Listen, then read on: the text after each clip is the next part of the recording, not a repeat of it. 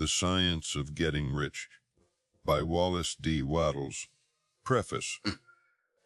This book, pragmatical, not philosophical, a practical manual, not a treatise upon theories. It is intended for the men and women whose most pressing need is for money, who wish to get rich first and philosophize afterward. It is for those who have, so far, found neither the time, the means, nor the opportunity to go deeply into the study of metaphysics, but who want results and who are willing to take the conclusions of science as a basis for action, without going into all the processes by which those conclusions were reached. It is expected that the reader will take the fundamental statements upon faith, just as he would take statements concerning a law of electrical action if they were promulgated by a Marconi or an Edison, and taking the statements upon faith that he will prove their truth by acting upon them without fear or hesitation. Every man or woman who does this will certainly get rich, for the science herein applied is an exact science, and failure is impossible. For the benefit, however, of those who wish to investigate philosophical theories and so secure a logical basis for faith, I will here cite certain authorities. The monistic theory of the universe, the theory that one is all, and that all is one, that one substance manifests itself as the seeming many elements of the material world, is of Hindu origin, and has been gradually winning its way into the thought of the Western world for 200 years. It is the foundation of all the Oriental philosophies, and of those of Descartes, Spinoza, Leibniz, Schopenhauer, Hegel, and Emerson.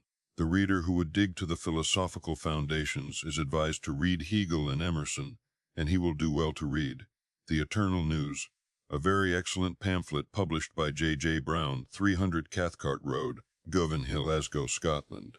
He may also find some help in a series of articles written by the author which were published in Nautilus, Holyoke, Mass. during the spring and summer of 1909 under the title, What is Truth? In writing this book, I have sacrificed all other considerations to plainness and simplicity of style so that all might understand.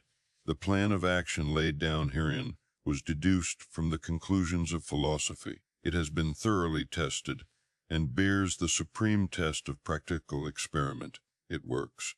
If you wish to know how the conclusions were arrived at, read the writings of the authors mentioned above.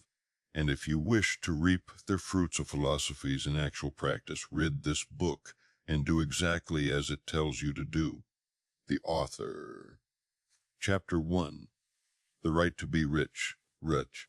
Whatever may be said in praise of poverty, the fact remains that it is not possible to live a really complete or successful life unless one is rich. No man can rise to his greatest possible height in talent or soul development unless he has plenty of money, for to unfold the soul and to develop talent, he must have many things to use, and he cannot have these things unless he has money to buy them with. Man develops in mind, soul, and body by making use of things, and society is so organized that man must have money in order to become the possessor of things. Therefore, the basis of all advancement for man must be the science of getting rich. The object of all life is development, and everything that lives has an inalienable right to all the development it is capable of attaining. Man's right to life means his right to have the free and unrestricted use of all the things which may be necessary to his fullest mental, spiritual, and physical unfoldment, or, in other words, his right to be rich. In this book, I shall not speak of riches in a figurative way. To be really rich does not mean to be satisfied or contented with a little. No man ought to be satisfied with a little if he is capable of using and enjoying more. The purpose of nature is the advancement and unfoldment of life, and every man should have all that can contribute to the power, elegance, beauty, and richness of life. To be content with less is sinful. The man who owns all he wants for the living of all the life he is capable of living is rich, and no man who has not plenty of money can have all he wants. Life has advanced so far, and becomes so complex that even the most ordinary man or woman requires a great amount of wealth in order to live in a manner that even approaches completeness. Every person naturally wants to become all that he is capable of becoming. This desire to realize innate possibilities is inherent in human nature. We cannot help wanting to be all that we can be. Success in life is becoming what you want to be. You can become what you want to be only by making use of things, and you can have the free use of things only as you become rich enough to buy them. To understand the science of getting rich is therefore the most essential of all knowledge. There is nothing wrong in wanting to get rich. The desire for riches is really the desire for a richer, fuller, and more abundant life, and that desire is praiseworthy. The man who does not desire to live more abundantly is abnormal, and so the man who does not desire to have money enough to buy all he wants is abnormal. There are three motives for which we live. We live for the body, we live for the mind, and we live for the soul. No one of these is better or holier than the other. All are alike desirable, and no one of the three, body, mind, or soul, can live fully if either of the others is cut short of full life and expression. It is not right or noble to live only for the soul and deny mind or body, and it is wrong to live for the intellect and deny body and soul. We are all acquainted with the loathsome consequences of living for the body and denying both mind and soul, and we see that real life means the complete expression of all that man can give forth through body, mind, and soul. Whatever he may say, no man can be really happy or satisfied unless his body is living fully in every function, and unless the same is true of his mind and his soul. Wherever there is unexpressed possibility or function not performed, there is unsatisfied desire. Desire is possibility seeking expression, or function seeking performance. Man cannot live fully in body without good food, comfortable clothing, and warm shelter, and without freedom from excessive toil. Rest and recreation are also necessary to his physical life. He cannot live fully in mind without books and time to study them, without opportunity for travel and observation, or without intellectual companionship. To live fully in mind, he must have intellectual recreations, and must surround himself with all the objects of art and beauty he is capable of using and appreciating. To live fully in soul, man must have love, and love is denied expression by poverty. Man's highest happiness is found in the bestowal of benefits on those he loves. Love finds its most natural and spontaneous expression in giving. The man who has nothing to give cannot fill his place as a husband or father, as a citizen, or as a man. It is in the use of material things that man finds full life for his body, develops his mind, and unfolds his soul. It is therefore of supreme importance to him that he should be rich. It is perfectly right that you should desire to be rich. If you are a normal man or woman, you cannot help doing so. It is perfectly right that you should give your best attention to the science of getting rich, for it is the noblest and most necessary of all studies. If you neglect this study, you are derelict in your duty to yourself, to God, and to humanity, for you can render God and humanity no greater service than to make the most of yourself. Chapter 2. There is a science of getting rich.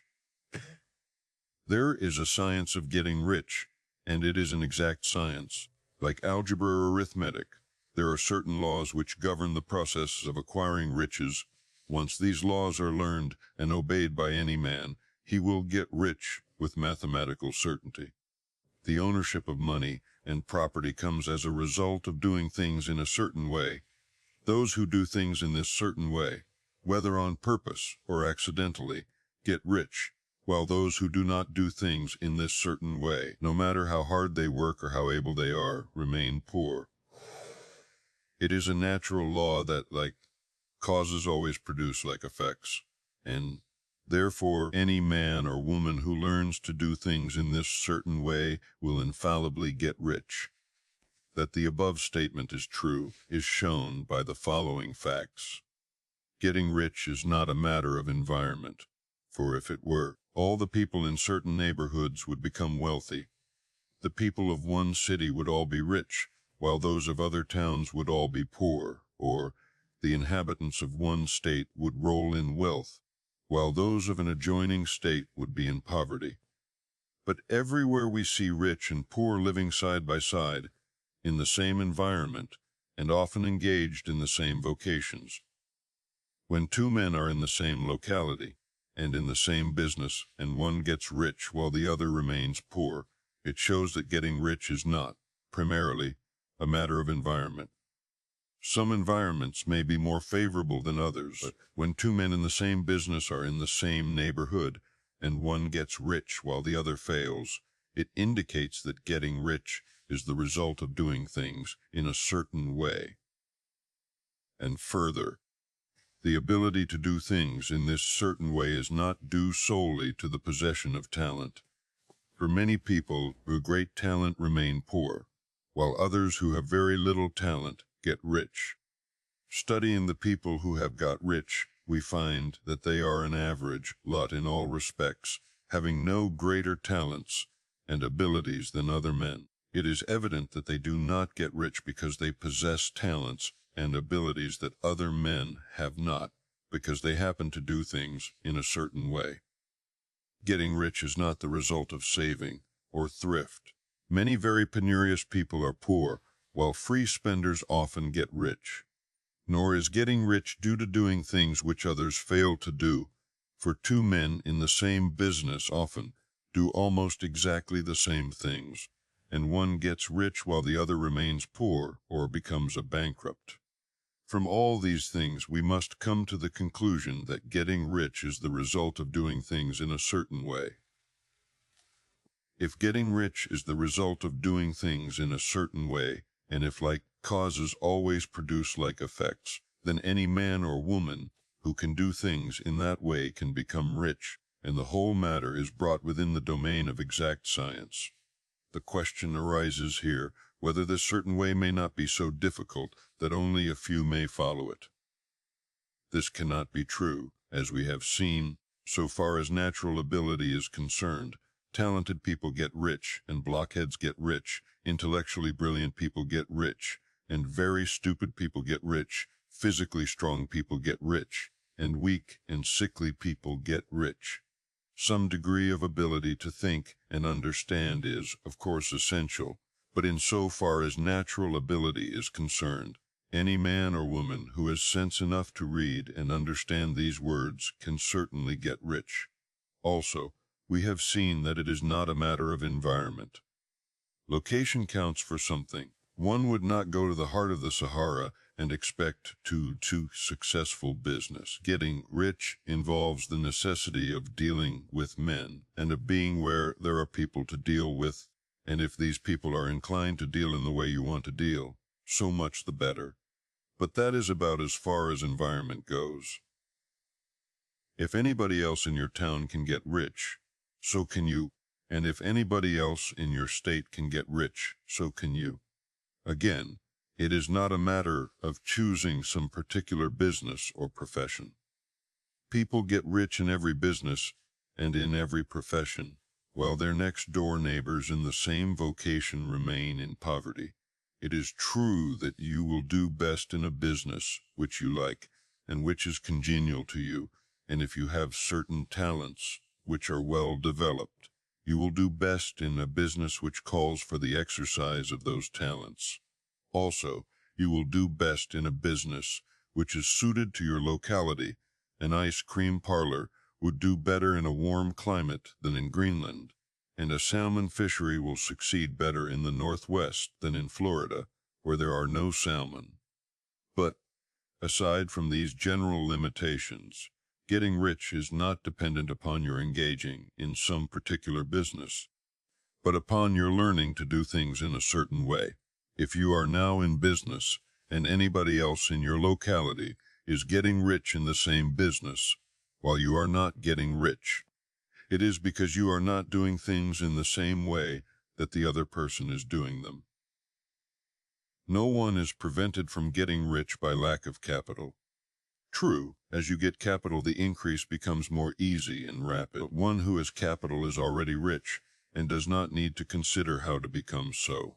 No matter how poor you may be, if you begin to do things in the certain way, you will begin to get rich, and you will begin to have capital. The getting of capital is a part of the process of getting rich, and it is a part of the result which invariably follows the doing of things in the certain way. You may be the poorest man on the continent, and be deeply in debt. You may have neither friends, influence, nor resources, but if you begin to do things in this way, you must infallibly begin to get rich, for like causes must produce like effects. If you have no capital, you can get capital. If you are in the wrong business, you can get into the right business. If you are in the wrong location, you can go to the right location, and you can do so by beginning in your present business and in your present location to do things in the certain way which causes success. Chapter 3. Is opportunity monopolized? No man is kept poor because opportunity has been taken away from him, because other people have monopolized the wealth and have put a fence around it. You may be shut off from engaging in business in certain lines, but there are other channels open to you.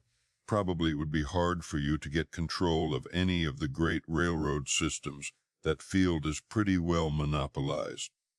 But the electric railway business is still in its infancy and offers plenty of scope for enterprise, and it will be but a very few years until traffic and transportation through the air will become a great industry, and in all its branches will give employment to hundreds of thousands, and perhaps to millions of people. Why not turn your attention to the development of aerial transportation, instead of competing with J. Hill and others for a chance in the steam railway world? It is quite true that if you are a workman in the employ of the Steel Trust, you have very little chance of becoming the owner of the plant in which you work, but it is also true that if you will commence to act in a certain way, you can soon leave the employ of the Steel Trust. You can buy a farm of from 10 to 40 acres and engage in business as a producer of foodstuffs. There is great opportunity at this time for men who will live upon small tracts of land and cultivate the same intensively. Such men will certainly get rich. You may say that it is impossible for you to get the land, but I am going to prove to you that it is not impossible, and that you can certainly get a farm if you will go to work in a certain way. At different periods, the tide of opportunity sets in different directions, according to the needs of the whole and the particular stage of social evolution which has been reached. At present in America, it is setting toward agriculture and the allied industries and professions. Today, opportunity is open before the farmer in his line more than before the factory worker in his line. It is open before the businessman who supplies the farmer more than before the one who supplies the factory worker, and before the professional man who waits upon the farmer more than before the one who serves the working class. There is abundance of opportunity for the man who will go with the tide, instead of trying to swim against it. So the factory workers, either as individuals or as a class, are not deprived of opportunity. The workers are not being kept down by their masters. They are not being ground by the trusts and combinations of capital. As a class, they are where they are because they do not do things in a certain way. If the workers of America chose to do so, they could follow the example of their brothers in Belgium and other countries and establish great department stores and co-operative industries. They could elect men of their own class to office and pass laws favoring the development of such co-operative industries, and in a few years they take peaceable possession of the industrial field. The working class may become the master class whenever they will begin to do things in a certain way. The law of wealth is the same for them as it is for all others. This they must learn, and they will remain where they are as long as they continue to do as they do. The individual worker, however, is not held down by the ignorance or the mental slothfulness of his class. He can follow the tide of opportunity to riches, and this book will tell him how. No one is kept in poverty by a shortness in the supply of riches. There is more than enough for all. A palace as large as the Capitol at Washington might be built for every family on earth from the building material in the United States alone, and under intensive cultivation, this country would produce wool, cotton, linen, and silk enough to clothe each person in the world finer than Solomon was arrayed in all his glory, together with food enough to feed them all luxuriously. The visible supply is practically inexhaustible, and the invisible supply really is inexhaustible. Everything you see on earth is made from one original substance, out of which all things proceed. New forms are constantly being made, and older ones are dissolving, but all are shapes assumed by one thing. There is no limit to the supply of formless stuff or original substance. The universe is made out of it, but it was not all used in making the universe. The spaces in, through, and between the forms of the visible universe are permeated and filled with the original substance, with the formless stuff, with the raw material of all things. 10,000 times as much as has been made might still be made, and even then we should not have exhausted the supply of universal raw material. No man, therefore, is poor because nature is poor, or because there is not enough to go around. Nature is an inexhaustible storehouse of riches. The supply will never run short. Original substance is alive with creative energy and is constantly producing more forms. When the supply of building material is exhausted, more will be produced. When the soil is exhausted so that foodstuffs and materials for clothing will no longer grow upon it, it will be renewed or more soil will be made. When all the gold and silver has been dug from the earth, if man is still in such a stage of social development that he needs gold and silver, more will be produced from the formless. The formless stuff responds to the needs of man. It will not let him be without any good thing. This is true of man collectively. The race as a whole is always abundantly rich, and if individuals are poor, it is because they do not follow the certain way of doing things which makes the individual man rich. The formless stuff is intelligent. It is stuff which thinks. It is alive and is always impelled toward more life. It is the natural and inherent impulse of life to seek to live more. It is the nature of intelligence to enlarge itself, and of consciousness to seek to extend its boundaries and find fuller expression. The universe of forms has been made by formless, living substance, throwing itself into form in order to express itself more fully. The universe is a great living presence, always moving inherently toward more life and fuller functioning. Nature is formed for the advancement of life. Its impelling motive is the increase of life. For this cause, everything which can possibly minister to life is bountifully provided. There can be no lack unless God is to contradict himself and nullify his own works. You are not kept poor by lack in the supply of riches. It is a fact which I shall demonstrate a little farther, on that even the resources of the formless supply are at the command of the man or woman who will act and think in a certain way. Chapter 4. The first principle in the science of getting rich. Thought is the only power which can produce tangible riches from the formless substance. The stuff from which all things are made is a substance which thinks, and a thought of form in this substance produces the form. Original substance moves according to its thoughts. Every form and process you see in nature is the visible expression of a thought in original substance. As the formless stuff thinks of a form, it takes that form. As it thinks of a motion, it makes that motion. That is the way all things were created. We live in a thought world which is part of a thought universe. The thought of a moving universe extended throughout formless substance, and the thinking stuff moving according to that thought took the form of systems of planets and maintains that form. Thinking substance takes the form of its thought and moves according to the thought. Holding the idea of a circling system of suns and worlds, it takes the form of these bodies and moves them as it thinks. Thinking the form of a slow, growing oak tree, it moves accordingly and produces the tree, though centuries may be required to do the work. In creating, the formless seems to move according to the lines of motion it has established.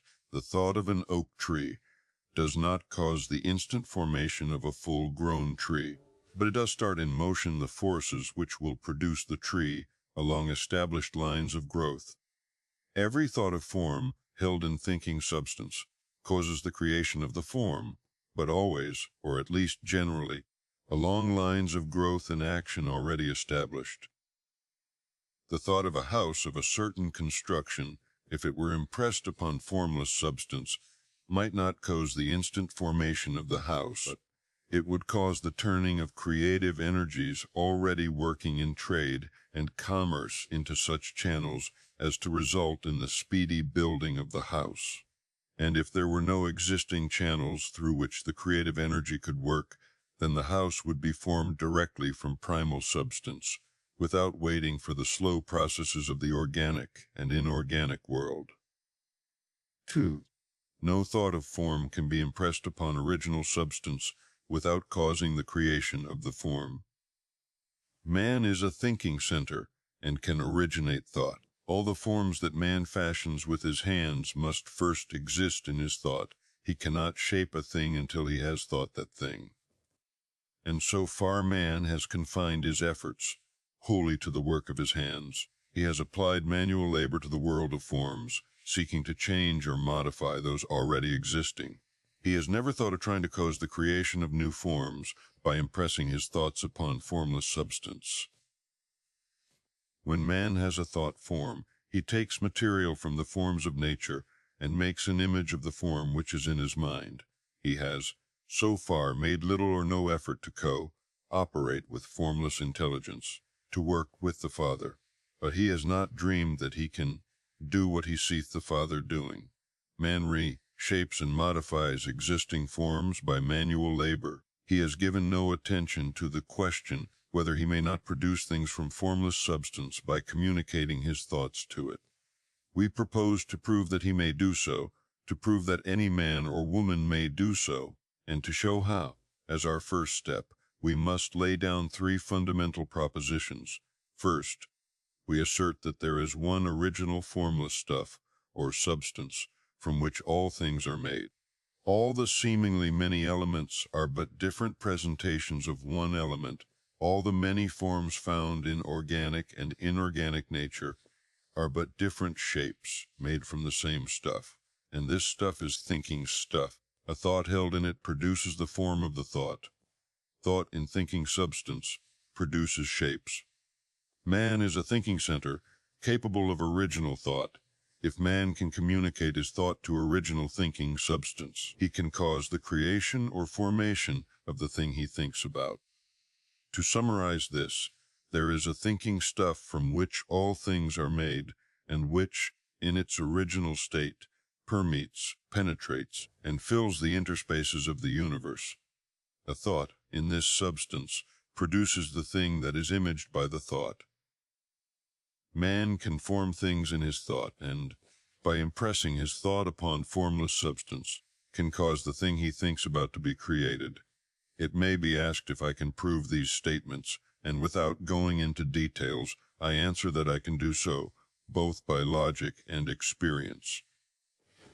Reasoning back from the phenomenon of form and thought, I come to one original thinking substance, and reasoning forward from this thinking substance, I come to man's power to cause the formation of the thing he thinks about, and by experiment I find the reasoning true, and this is my strongest proof. If one man who reads this book gets rich by doing what it tells him to do, that is evidence in support of my claim. But if every man who does what it tells him to do gets rich, that is positive proof until someone goes through the process and fails.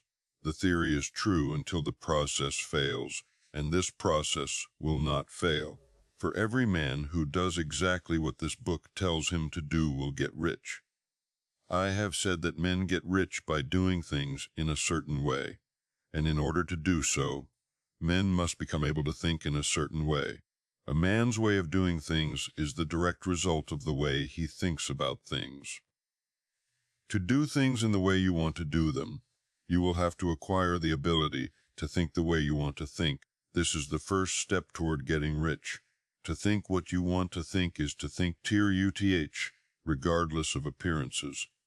Every man has the natural and inherent power to think what he wants to think, but it requires far more effort to do so than it does to think the thoughts which are suggested by appearances. To think according to appearances is easy. To think truth regardless of appearances is laborious and requires the expenditure of more power than any other work man is called upon to perform. There is no labor from which most people shrink as they do from that of sustained and consecutive thought. It is the hardest work in the world. This is especially true when truth is contrary to appearances. Every appearance in the visible world tends to produce a corresponding form in the mind which observes it, and this can only be prevented by holding the thought of the truth. To look upon the appearance of disease will produce the form of disease in your own mind, and ultimately in your body. Unless you hold the thought of the truth, which is that there is no disease, it is only an appearance, and the reality is health. To look upon the appearances of poverty will produce corresponding forms in your own mind. Unless you hold to the truth that there is no poverty, there is only abundance. To think health when surrounded by the appearances of disease, or to think riches when in the midst of appearances of poverty, requires power. But he who acquires this power becomes a master nd. He can conquer fate, he can have what he wants. This power can only be acquired by getting hold of the basic fact, which is behind all appearances, and that fact is that there is one thinking substance from which and by which all things are made. Then we must grasp the truth that every thought held in this substance becomes a form, and that man can so impress his thoughts upon it as to cause them to take form and become visible things. When we realize this, we lose all doubt and fear, for we know that we can create what we want to create. We can get what we want to have, and can become what we want to be. As a first step toward getting rich, you must believe the three fundamental statements given previously in this chapter, and in order to emphasize them, I repeat them here. There is a thinking stuff from which all things are made, and which, in its original state, permeates, penetrates, and fills the interspaces of the universe.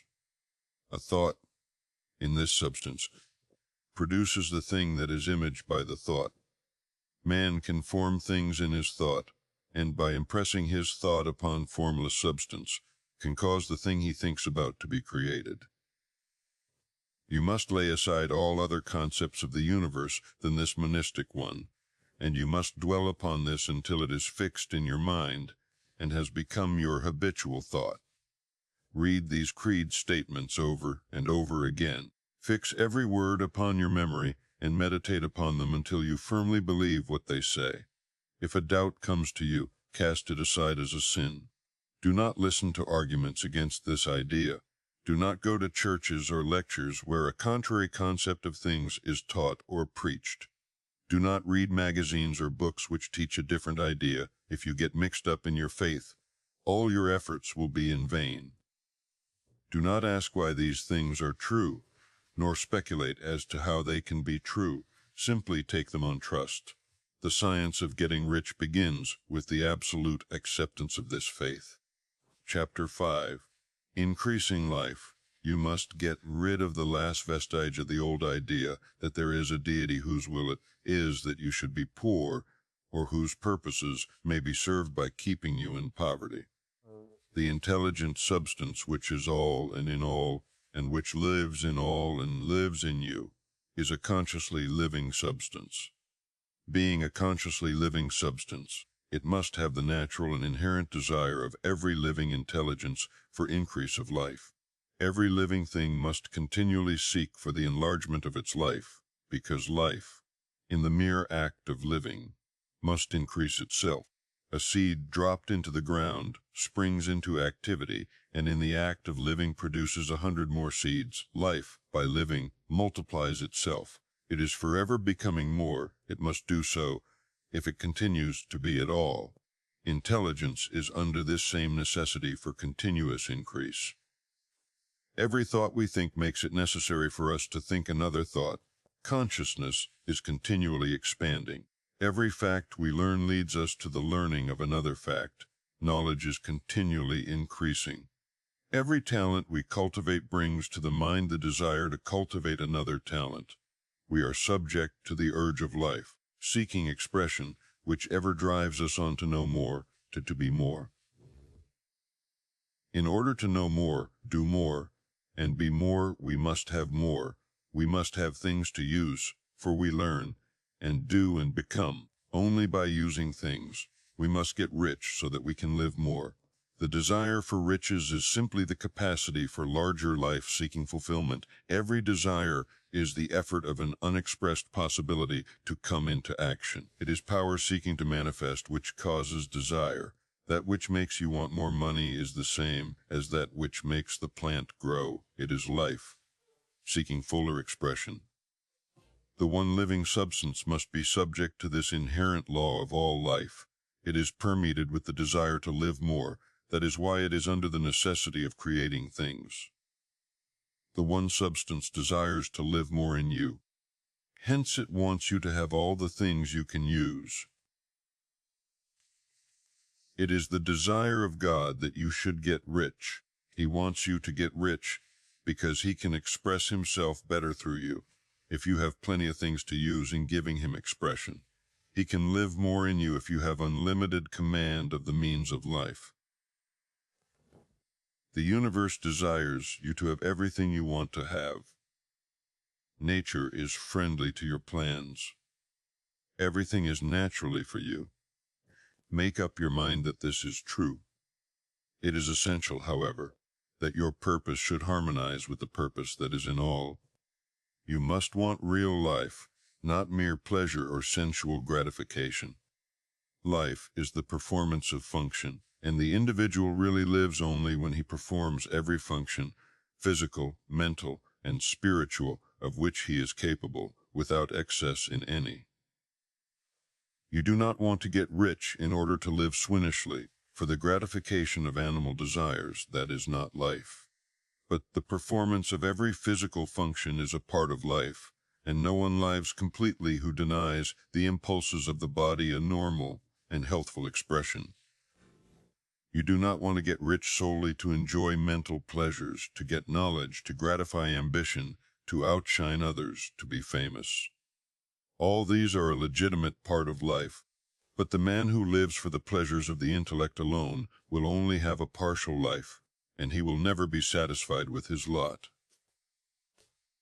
You do not want to get rich solely for the good of others, to lose yourself for the salvation of mankind, to experience the joys of philanthropy and sacrifice.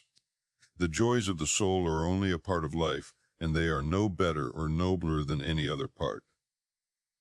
You want to get rich in order that you may eat, drink, and be merry when it is time to do these things, in order that you may surround yourself with beautiful things, see distant lands, feed your mind, and develop your intellect, in order that you may love men and do kind things, and be able to play a good part in helping the world to find truth.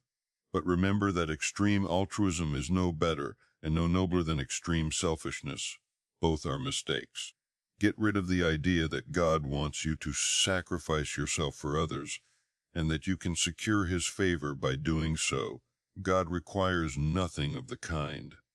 What he wants is that you should make the most of yourself, for yourself and for others, and you can help others more by making the most of yourself than in any other way.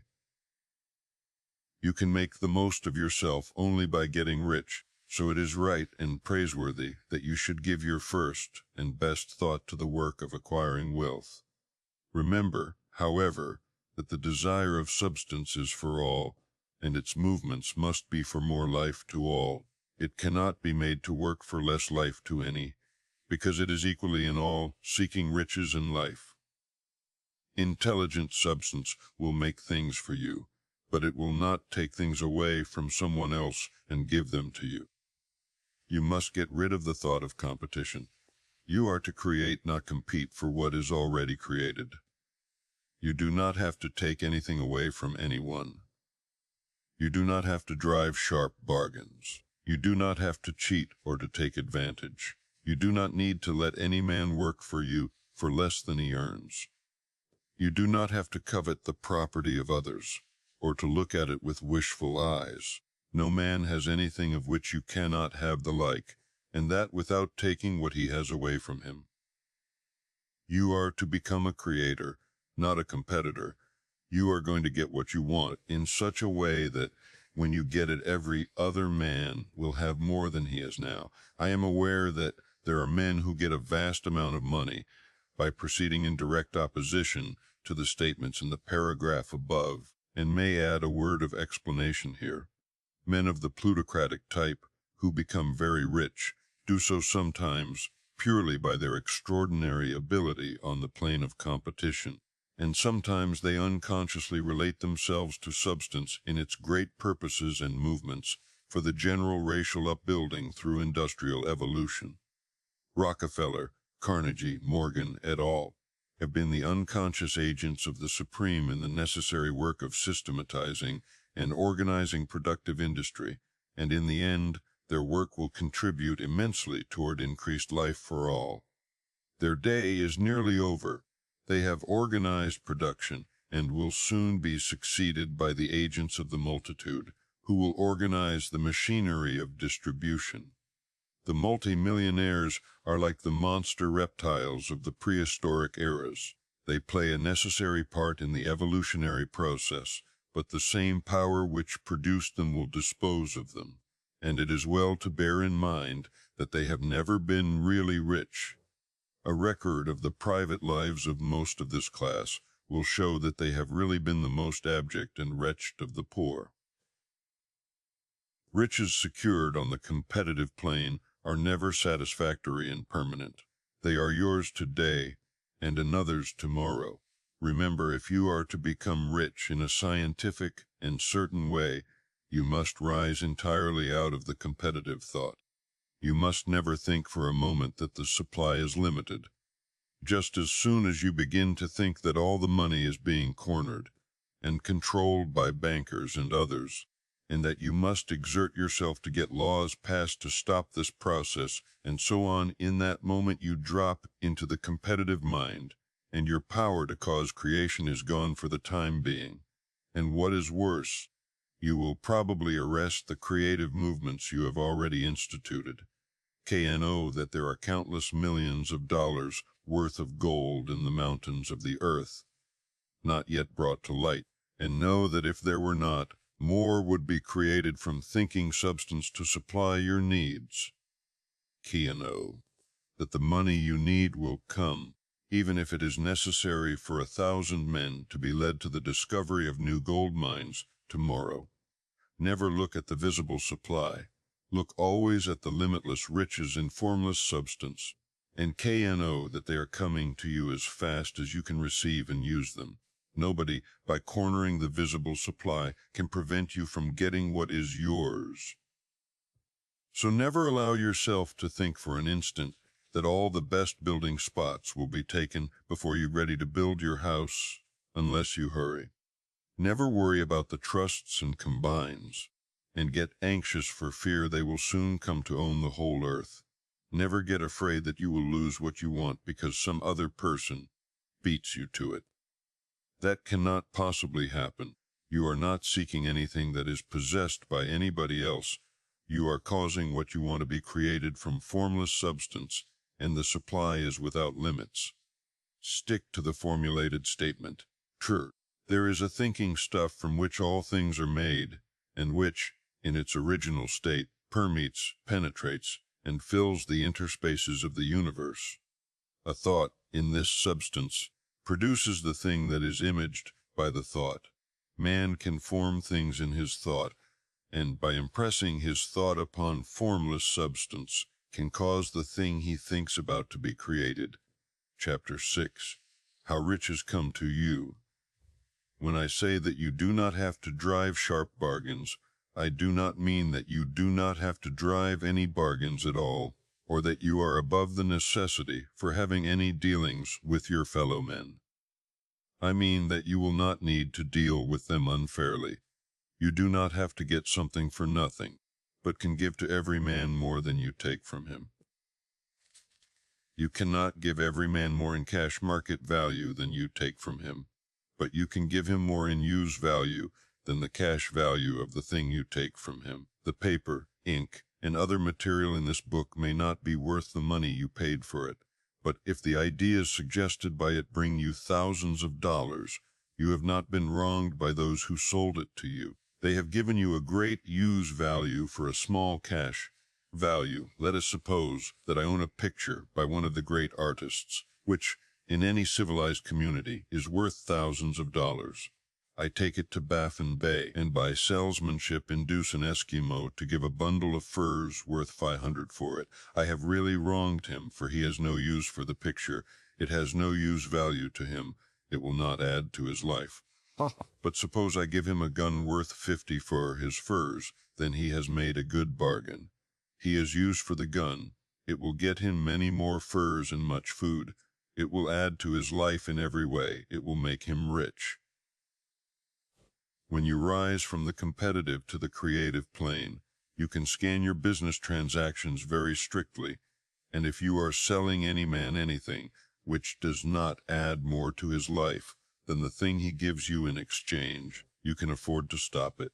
You do not have to beat anybody in business. And if you are in a business which does beat people, get out of it at once. Give every man more in use value than you take from him in cash value. Then you are adding to the life of the world by every business transaction. If you have people working for you, you must take from them more in cash value than you pay them in wages. But you can so organize your business that it will be filled with the principle of advancement, and so that each employee who wishes to do so may advance a little every day. You can make your business do for your employees what this book is doing for you. You can so conduct your business that it will be a sort of ladder by which every employee who will take the trouble may climb to riches himself, and given the opportunity. If he will not do so, it is not your fault. And finally, because you are to cause the creation of your riches from formless substance, which permeates all your environment, it does not follow that they are to take shape from the atmosphere and come into being before your eyes. If you want a sewing machine, for instance, I do not mean to tell you that you are to impress the thought of a sewing machine on thinking substance until the machine is formed without hands, in the room where you sit, or elsewhere. But if you want a sewing machine, hold the mental image of it with the most positive certainty that it is being made, or is on its way to you. After once forming the thought, have the most absolute and unquestioning faith that the sewing machine is coming. Never think of it or speak of it in any other way than as being sure to arrive. Claim it as already yours. It will be brought to you by the power of the supreme intelligence acting upon the minds of men. If you live in Maine, it may be that a man will be brought from Texas or Japan to engage in some transaction which will result in your getting what you want. If so, the whole matter will be as much to that man's advantage as it is to yours. Do not forget for a moment that the thinking substance is through all, in all, communicating with all, and can influence all. The desire of thinking substance for fuller life and better living has caused the creation of all the sewing machines already made, and it can cause the creation of millions more, and will, whenever men set it in motion by desire and faith, and by acting in a certain way. You can certainly have a sewing machine in your house, and it is just as certain that you can have any other thing, or things which you want, and which you will use for the advancement of your own life and the lives of others. You need not hesitate about asking largely. "It is your Father's pleasure to give you the kingdom," said Jesus. Original Substance wants to live all that is possible in you, and wants you to have all that you can or will use for the living of the most abundant life. If you fix upon your consciousness the fact that the desire you feel for the possession of riches is one with the desire of omnipotence for more complete expression, your faith becomes invincible. Once I saw a little boy sitting at a piano and vainly trying to bring harmony out of the keys, and I saw that he was grieved and provoked by his inability to play real music. I asked him the cause of his vexation, and he answered, "I can feel the music in me, but I can't make my hands go right." The music in him was the URGE of Original Substance, containing all the possibilities of all life. All that there is of music was seeking expression through the child. God, the one substance, is trying to live and do and enjoy things through humanity. He is saying, "I want hands to build wonderful structures, to play divine harmonies, to paint glorious pictures. I want feet to run my errands, eyes to see my beauties, tongues to tell mighty truths and to sing marvelous songs," and so on. All that there is of possibility is seeking expression through men. God wants those who can play music to have pianos and every other instrument, and to have the means to cultivate their talents to the fullest extent. He wants those who can appreciate beauty to be able to surround themselves with beautiful things. He wants those who can discern truth to have every opportunity to travel and observe. He wants those who can appreciate dress to be beautifully clothed, and those who can appreciate good food to be luxuriously fed. He wants all these things because it is himself that enjoys and appreciates them. It is God who wants to play and sing and enjoy beauty and proclaim truth and wear fine clothes and eat good foods. "It is God that worketh in you to will and to do," said Paul. The desire you feel for riches is the infinite seeking to express himself in you as he sought to find expression in the little boy at the piano. So you need not hesitate to ask largely. Your part is to focalize and express the desires of God. This is a difficult point with most people. They retain something of the old idea that poverty and self-sacrifice are pleasing to God. They look upon poverty as a part of the plan, a necessity of nature. They have the idea that God has finished his work and made all that he can make, and that the majority of men must stay poor because there is not enough to go around. They hold to so much of this erroneous thought that they feel ashamed to ask for wealth. They try not to want more than a very modest competence, just enough to make them fairly comfortable. I recall now the case of one student who was told that he must get in mind a clear picture of the things he desired, so that the creative thought of them might be impressed on Formless Substance. He was a very poor man, living in a rented house, and having only what he earned from day to day, and he could not grasp the fact that all wealth was his. So, after thinking the matter over, he decided that he might reasonably ask for a new rug for the floor of his best room, and an anthracite coal stove to heat the house during the cold weather. Following the instructions given in this book, he obtained these things in a few months, and then it dawned upon him that he had not asked enough. He went through the house in which he lived, and planned all the improvements he would like to make in it. He mentally added a bay window here and a room there, until it was complete in his mind as his ideal home, and then he planned its furnishings. Holding the whole picture in his mind, he began living in the certain way and moving toward what he wanted, and he owns the house now, and is rebuilding it after the form of his mental image. And now, with still larger faith, he is going on to get greater things. It has been unto him according to his faith, and it is so with you, and with all of us. Chapter 7, Gratitude. The illustrations given in the last chapter will have conveyed to the reader the fact that the first step toward getting rich is to convey the idea of your wants to the formless substance. This is true, and you will see that in order to do so it becomes necessary to relate yourself to the formless intelligence in a harmonious way. To secure this harmonious relation is a matter of such primary and vital importance that I shall give some space to its discussion here, and give you instructions which, if you will follow them, will be certain to bring you into perfect unity of mind with God. The whole process of mental adjustment and atonement can be summed up in one word: gratitude. First, you believe that there is one intelligent substance, from which all things proceed. Second, you believe that this substance gives you everything you desire. And third, you relate yourself to it by a feeling of deep and profound gratitude. Many people who order their lives rightly in all other ways are kept in poverty by their lack of gratitude. Having received one gift from God, they cut the wires which connect them with Him by failing to make acknowledgement. It is easy to understand that the nearer we live to the source of wealth, the more wealth we shall receive, and it is easy also to understand that the soul that is always grateful lives in closer touch with God than the one which never looks to Him in thankful acknowledgement. The more gratefully we fix our minds on the Supreme when good things come to us, the more good things we will receive, and the more rapidly they will come.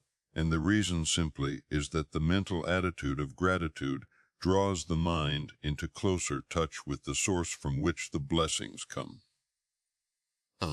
If it is a new thought to you that gratitude brings your whole mind into closer harmony with the creative energies of the universe, consider it well, and you will see that it is true. The good things you already have come to you along the line of obedience to certain laws.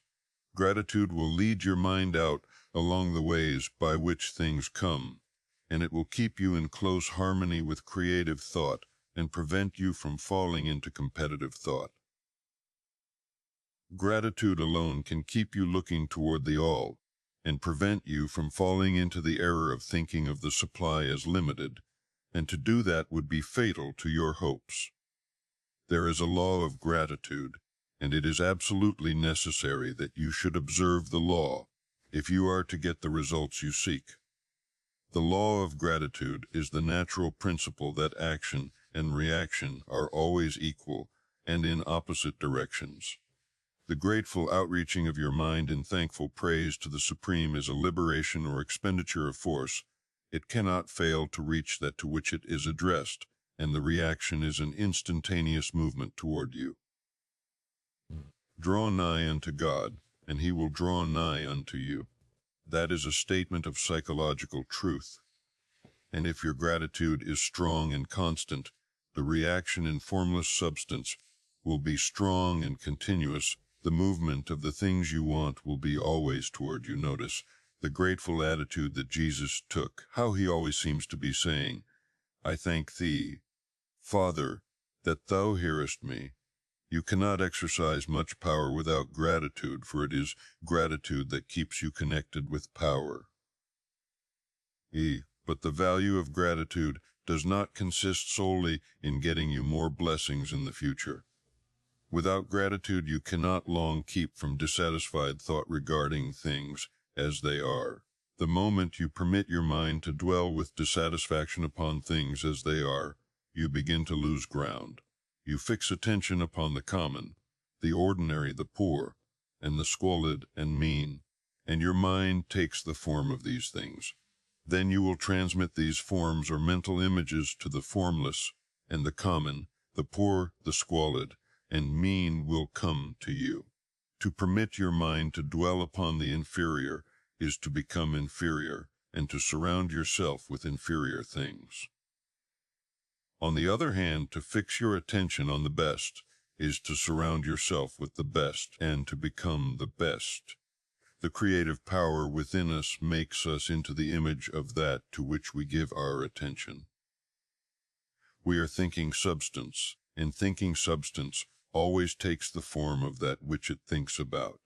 The grateful mind is constantly fixed upon the best, therefore it tends to become the best. It takes the form or character of the best, and will receive the best.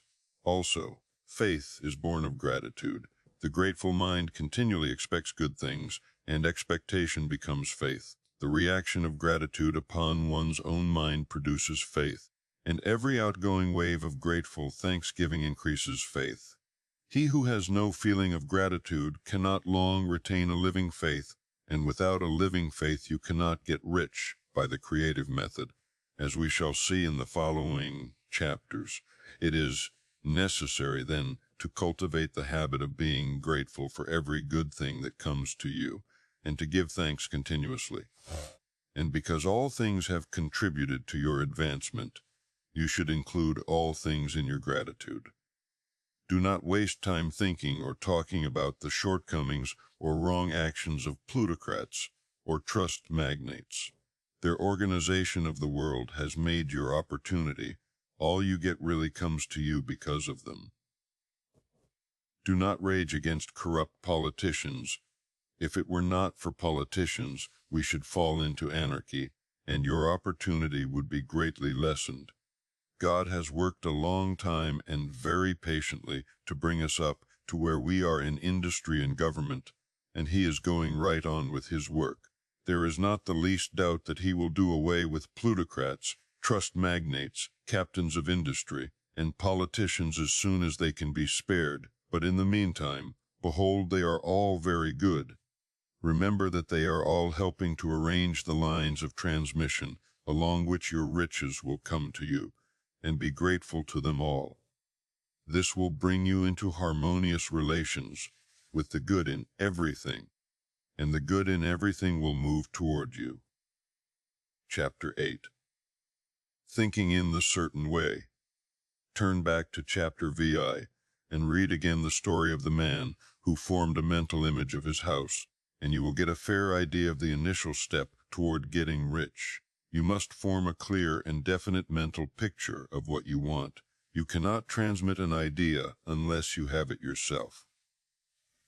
You must have it before you can give it, and many people fail to impress thinking substance because they have themselves only a vague and misty concept of the things they want to do, to have, or to become.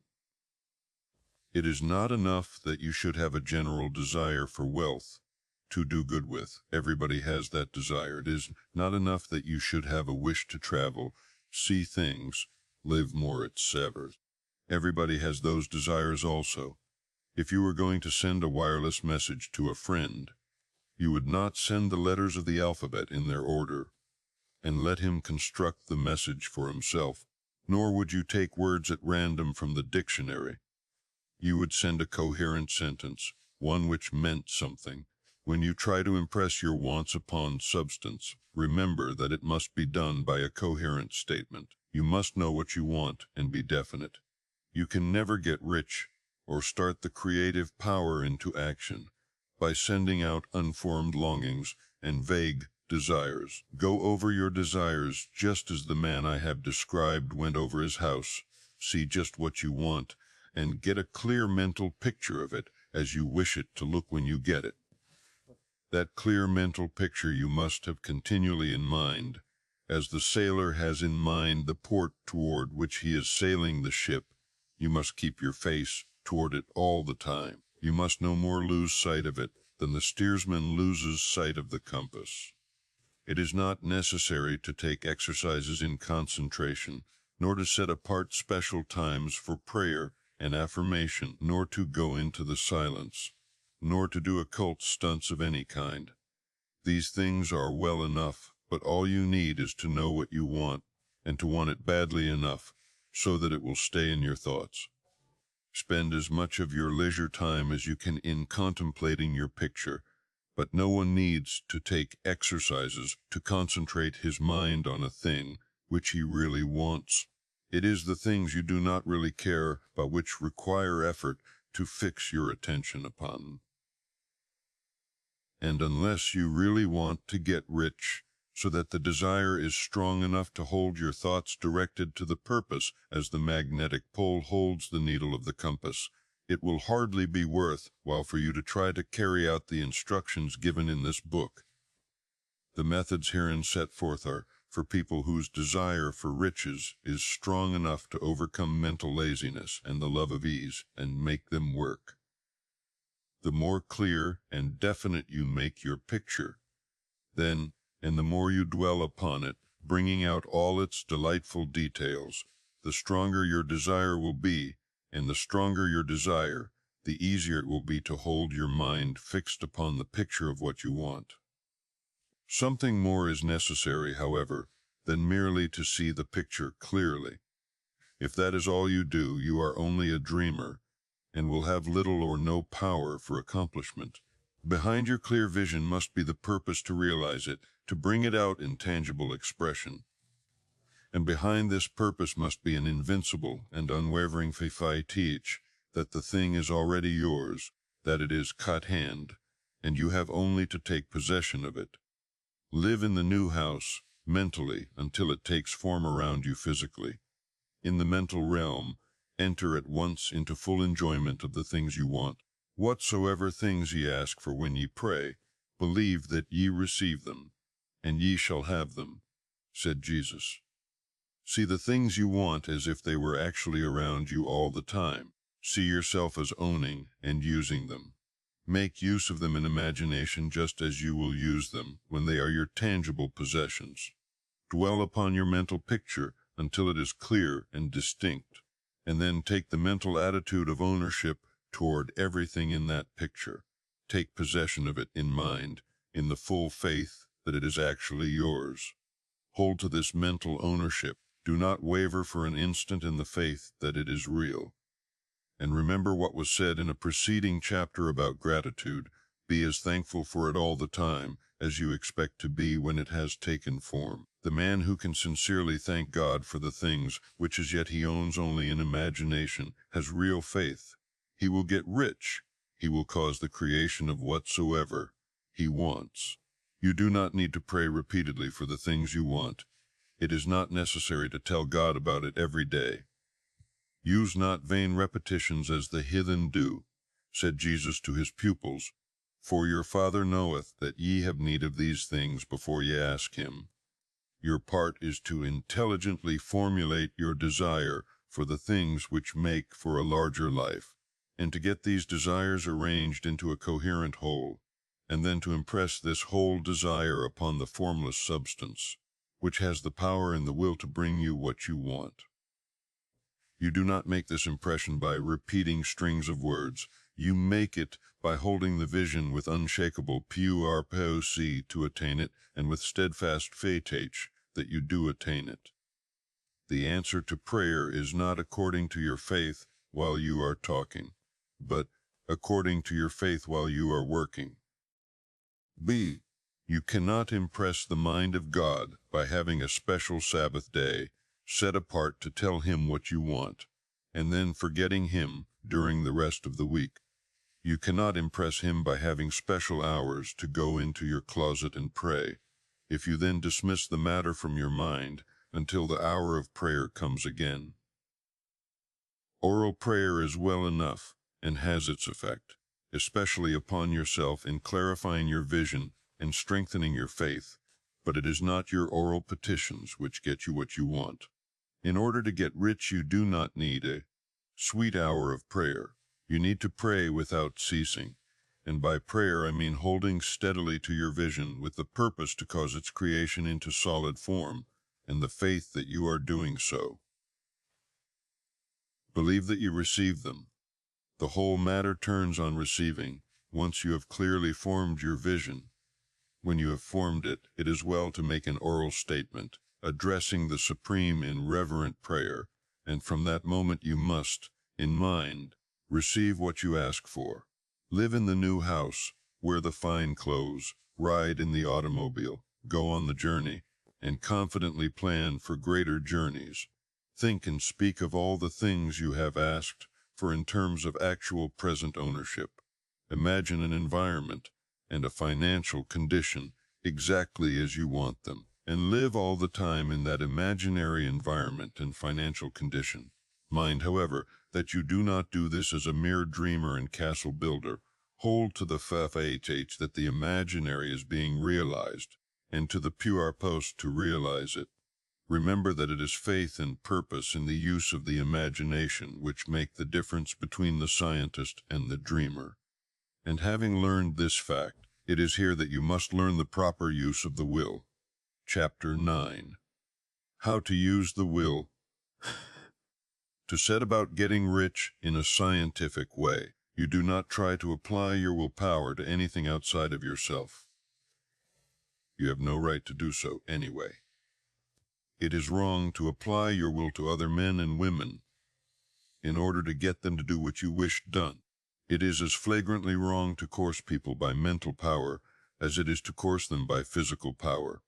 If compelling people by physical force to do things for you reduces them to slavery, compelling them by mental means accomplishes exactly the same thing. The only difference is in methods. If taking things from people by physical force is robbery, then taking things by mental force is robbery also. There is no difference in principle.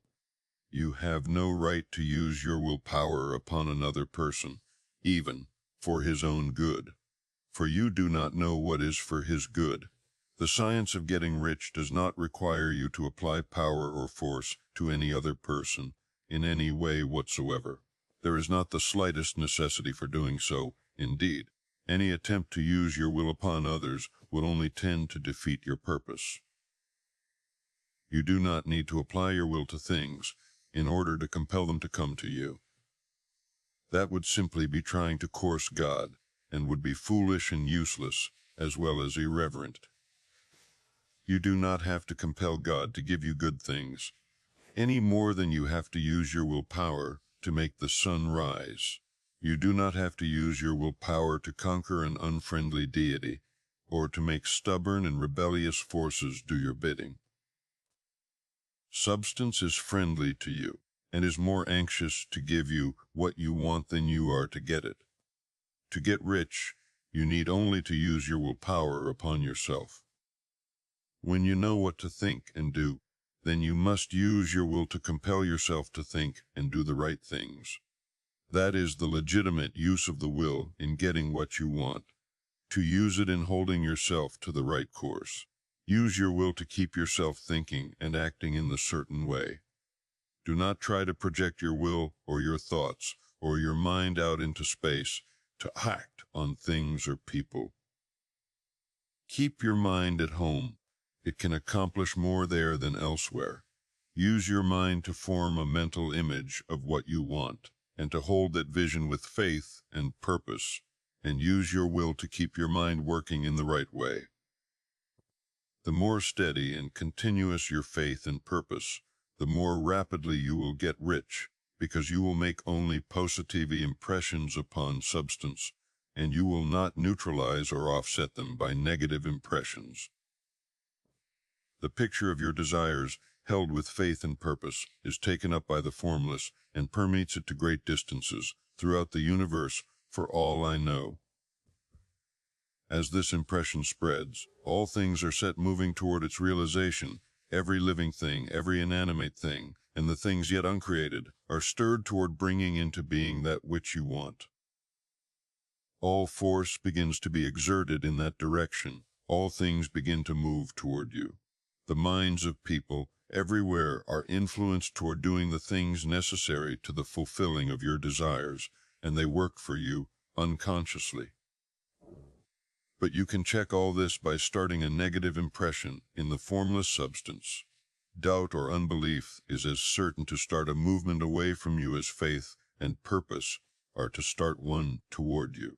It is by not understanding this that most people who try to make use of mental science in getting rich make their failure. Every hour and moment you spend in giving heed to doubts and fears, every hour you spend in worry, every hour in which your soul is possessed by unbelief, sets a current away from you in the whole domain of intelligent substance. All the promises are unto them that believe, and unto them only. Notice how insistent Jesus was upon this point of belief, and now you know the reason why. Since belief is all important, it behooves you to guard your thoughts, and as your beliefs will be shaped to a very great extent by the things you observe and think about, it is important that you should command your attention. And here the will comes into use, for it is by your will that you determine upon what things your attention shall be fixed. If you want to become rich, you must not make a study of poverty. Things are not brought into being by thinking about their opposites. Health is never to be attained by studying disease and thinking about disease. Righteousness is not to be promoted by studying sin and thinking about sin. And no one ever got rich by studying poverty and thinking about poverty. Medicine as a science of disease has increased disease. Religion as a science of sin has promoted sin.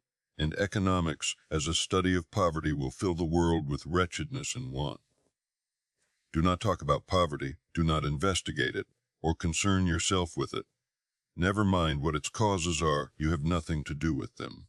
What concerns you is the cure. Do not spend your time in charitable work or charity movements. All charity only tends to perpetuate the wretchedness it aims to eradicate. I do not say that you should be hard-hearted or unkind and refuse to hear the cry of need, but you must not try to eradicate poverty in any of the conventional ways. Put poverty behind you and put all that pertains to it behind you and make good. Get rich, that is the best way you can help the poor. And you cannot hold the mental image which is to make you rich if you fill your mind with pictures of poverty. Do not read books or papers which give circumstantial accounts of the wretchedness of the tenement dwellers, of the horrors of child labor, and so on. Do not read anything which fills your mind with gloomy images of want and suffering. You cannot help the poor in the least by knowing about these things, and the wide-spread knowledge of them does not tend at all to do away with poverty. What tends to do away with poverty is not the getting of pictures of poverty into your mind, but getting pictures of wealth into the minds of the poor. You are not deserting the poor in their misery when you refuse to allow your mind to be filled with pictures of that misery. Poverty can be done away with not by increasing the number of well-to-do people who think about poverty, but by increasing the number of poor people who propose with faith to get rich. The poor do not need charity, they need inspiration.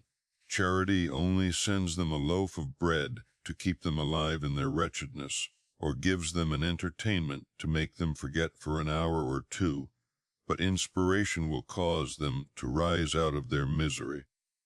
If you want to help the poor, demonstrate to them that they can become rich. Prove it by getting rich yourself. The only way in which poverty will ever be banished from this world is by getting a large and constantly increasing number of people to practice the teachings of this book. People must be taught to become rich by creation, not by competition.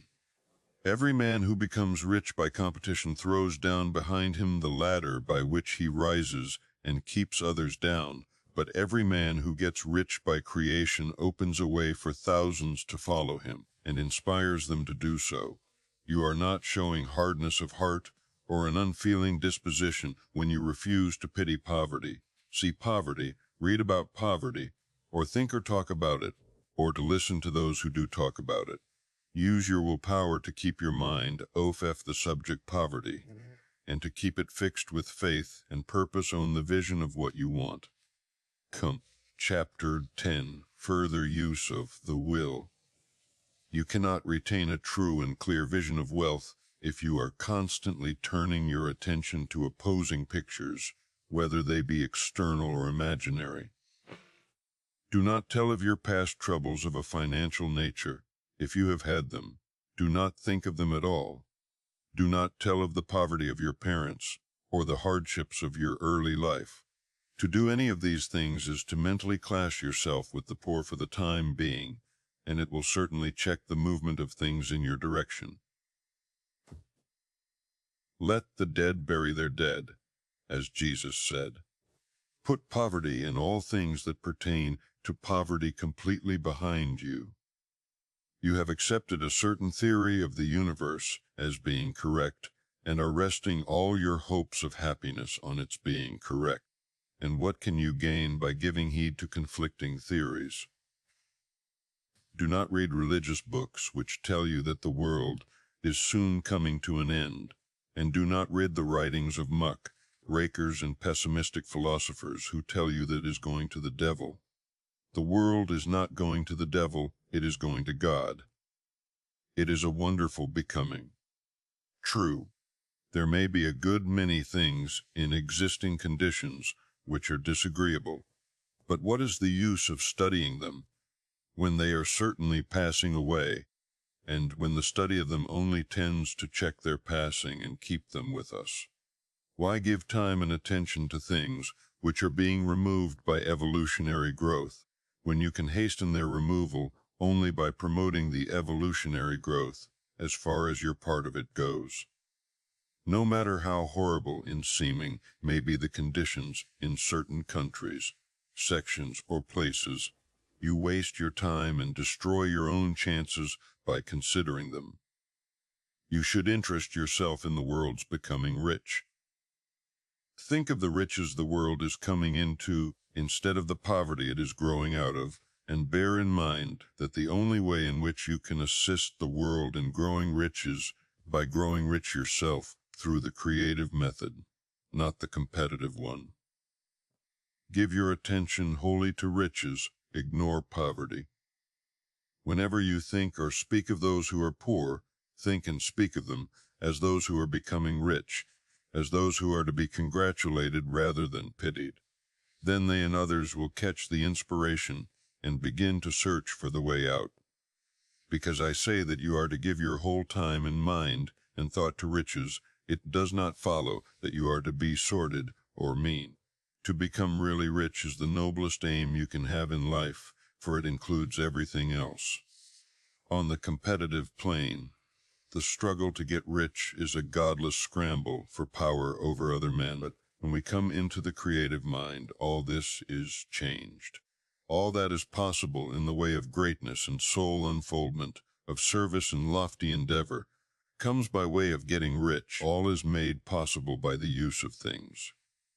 If you lack for physical health, you will find that the attainment of it is conditional on your getting rich. Only those who are emancipated from financial worry and who have the means to live a care-free existence and follow hygienic practices can have and retain health. Moral and spiritual greatness is possible only to those who are above the competitive battle for existence, and only those who are becoming rich on the plane of creative thought, free from the degrading influences of competition. If your heart is set on domestic happiness, remember that love flourishes best where there is refinement, a high level of thought, and freedom from corrupting influences, and these are to be found only where riches are attained by the exercise of creative thought, without strife or rivalry. You can aim at nothing so great or noble, I repeat, as to become rich, and you must fix your attention upon your mental picture of riches, to the exclusion of all that may tend to dim or obscure the vision. You must learn to see the underlying truth in all things. You must see beneath all seemingly wrong conditions the great one life, ever moving forward toward fuller expression and more complete happiness. It is the truth that there is no such thing as poverty, that there is only wealth. Some people remain in poverty because they are ignorant of the fact that there is wealth for them, and these can best be taught by showing them the way to affluence in your own person and practice. Others are poor because, while they feel that there is a way out, they are too intellectually indolent to put forth the mental effort necessary to find that way and travel it. And for these the very best thing you can do is to arouse their desire by showing them the happiness that comes from being rightly rich. Others still are poor because, while they have some notion of science, they have become so swamped and lost in the maze of metaphysical and occult theories that they do not know which road to take. They try a mixture of many systems and fail in all. For these, again, the very best thing to do is to show the right way in your own person and practice. An ounce of doing things is worth a pound of theorizing. The very best thing you can do for the whole world is to make the most of yourself. You can serve God and man in no more effective way than by getting rich. That is, if you get rich by the creative method and not by the competitive one. Another thing, we assert that this book gives in detail the principles of the science of getting rich, and if that is true, you do not need to read any other book upon the subject. This may sound narrow and egotistical, but consider there is no more scientific method of computation in mathematics than by addition, subtraction, multiplication, and division. No other method is possible. There can be but one shortest distance between 2 points. There is only one way to think scientifically, and that is to think in the way that leads by the most direct and simple route to the goal. No man has yet formulated a briefer or less complex system than the one set forth herein. It has been stripped of all non-essentials. When you commence on this, lay all others aside. Put them out of your mind altogether. Read this book every day, keep it with you, commit it to memory, and do not think about other systems and theories. If you do, you will begin to have doubts and to be uncertain and wavering in your thought, and then you will begin to make failures. After you have made good and become rich, you may study other systems as much as you please, but until you are quite sure that you have gained what you want, do not read anything on this line but this book, unless it be the authors mentioned in the preface. And read only the most optimistic comments on the world's news, those in harmony with your picture. Also, postpone your investigations into the occult. Do not dabble in theosophy, spiritualism, or kindred studies. It is very likely that the dead still live and are near, but if they are, let them alone. Mind your own business. Wherever the spirits of the dead may be, they have their own work to do and their own problems to solve, and we have no right to interfere with them. We cannot help them, and it is very doubtful whether they can help us or whether we have any right to trespass upon their time if they can. Let the dead and the hereafter alone, and solve your own problem. Get rich. If you begin to mix with the occult, you will start mental currents which will surely bring your hopes to shipwreck. Now this and the preceding chapters have brought us to the following statement of basic facts. There is a thinking stuff from which all things are made, and which in its original state permeates, penetrates, and fills the interspaces of the universe. A thought, in this substance, produces the thing that is imaged by the thought. Man can form things in his thought, and by impressing his thought upon formless substance, can cause the thing he thinks about to be created. In order to do this, man must pass from the competitive to the creative mind. He must form a clear mental picture of the things he wants, and hold this picture in his thoughts with the fixed pure posse to get what he wants, and the unwavering FH that he does get what he wants, closing his mind against all that may tend to shake his purpose, dim his vision, or quench his faith. And in addition to all this, we shall now see that he must live and act in a certain way. Chapter 11. Acting in the certain way. Thought is the creative power, or the impelling force, which causes the creative power to act. Thinking in a certain way will bring riches to you, but you must not rely upon thought alone, paying no attention to personal action. That is the rock upon which many otherwise scientific metaphysical thinkers meet shipwreck, the failure to connect thought with personal action. We have not yet reached the stage of development, even supposing such a stage to be possible, in which man can create directly from formless substance without nature's processes or the work of human hands. Man must not only think, but his personal action must supplement his thought. By thought you can cause the gold in the hearts of the mountains to be impelled toward you, but it will not mine itself, refine itself, coin itself into double eagles, and come rolling along the roads, seeking its way into your pocket. Under the impelling power of the Supreme Spirit, men's affairs will be so ordered that someone will be led to mine the gold for you. Other men's business transactions will be so directed that the gold will be brought toward you, and you must so arrange your own business affairs that you may be able to receive it when it comes to you. Your thought makes all things, animate and inanimate, work to bring you what you want, but your personal activity must be such that you can rightly receive what you want when it reaches you. You are not to take it as charity, nor to steal it. You must give every man more in use value than he gives you in cash value. The scientific use of thought consists in forming a clear and distinct mental image of what you want, in holding fast to the purpose to get what you want, and in realizing with grateful faith that you do get what you want. Do not try to project your thought in any mysterious or occult way, with the idea of having it go out and do things for you. That is wasted effort, and will weaken your power to think with sanity. The action of thought in getting rich is fully explained in the preceding chapters. Your faith and purpose positively impress your vision upon formless substance, which has the DCIRFLRMORLFEATOEAV, and this vision received from you sets all the creative forces at work but directed toward you. It is not your part to guide or supervise the creative process. All you have to do with that is to retain your vision, stick to your purpose, and maintain your faith and gratitude. But you must act in a certain way, so that you can appropriate what is yours when it comes to you, so that you can meet the things you have in your picture and put them in their proper places as they arrive. You can readily see the truth of this.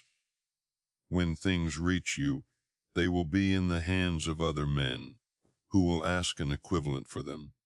And you can only get what is yours by giving the other man what is his. Your pocketbook is not going to be transformed into a fortunatus's purse, which shall be always full of money without effort on your part. This is the crucial point in the science of getting rich, right here, where thought and personal action must be combined.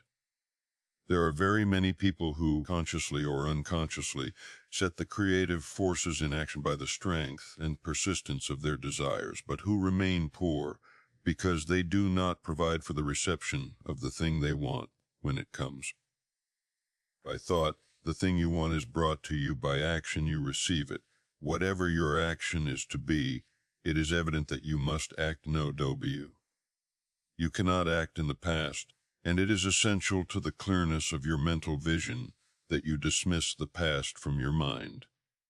You cannot act in the future, for the future is not here yet. And you cannot tell how you will want to act in any future contingency until that contingency has arrived. Because you are not in the right business or the right environment now, do not think that you must postpone action until you get into the right business or environment. And do not spend time in the present taking thought as to the best course in possible future emergencies. Have faith in your ability to meet any emergency when it arrives. If you act in the present with your mind on the future, your present action will be with a divided mind and will not be effective. Put your whole mind into present action. Do not give your creative impulse to original substance and then sit down and wait for results. If you do, you will never get them. Act now. There is never any time but now. And there never will be any time but now. If you are ever to begin to make ready for the reception of what you want, you must begin now. And your action, whatever it is, must most likely be in your present business or employment, and must be upon the persons and things in your present environment. You cannot act where you are not. You cannot act where you have been, and you cannot act where you are going to be. You can act only where you are. Do not bother as to whether yesterday's work was well done or ill done. Do today's work well. Do not try to do tomorrow's work now. There will be plenty of time to do that when you get to it. Do not try, by occult or mystical means, to act on people or things that are out of your reach. Do not wait for a change of environment before you act. Get a change of environment by action.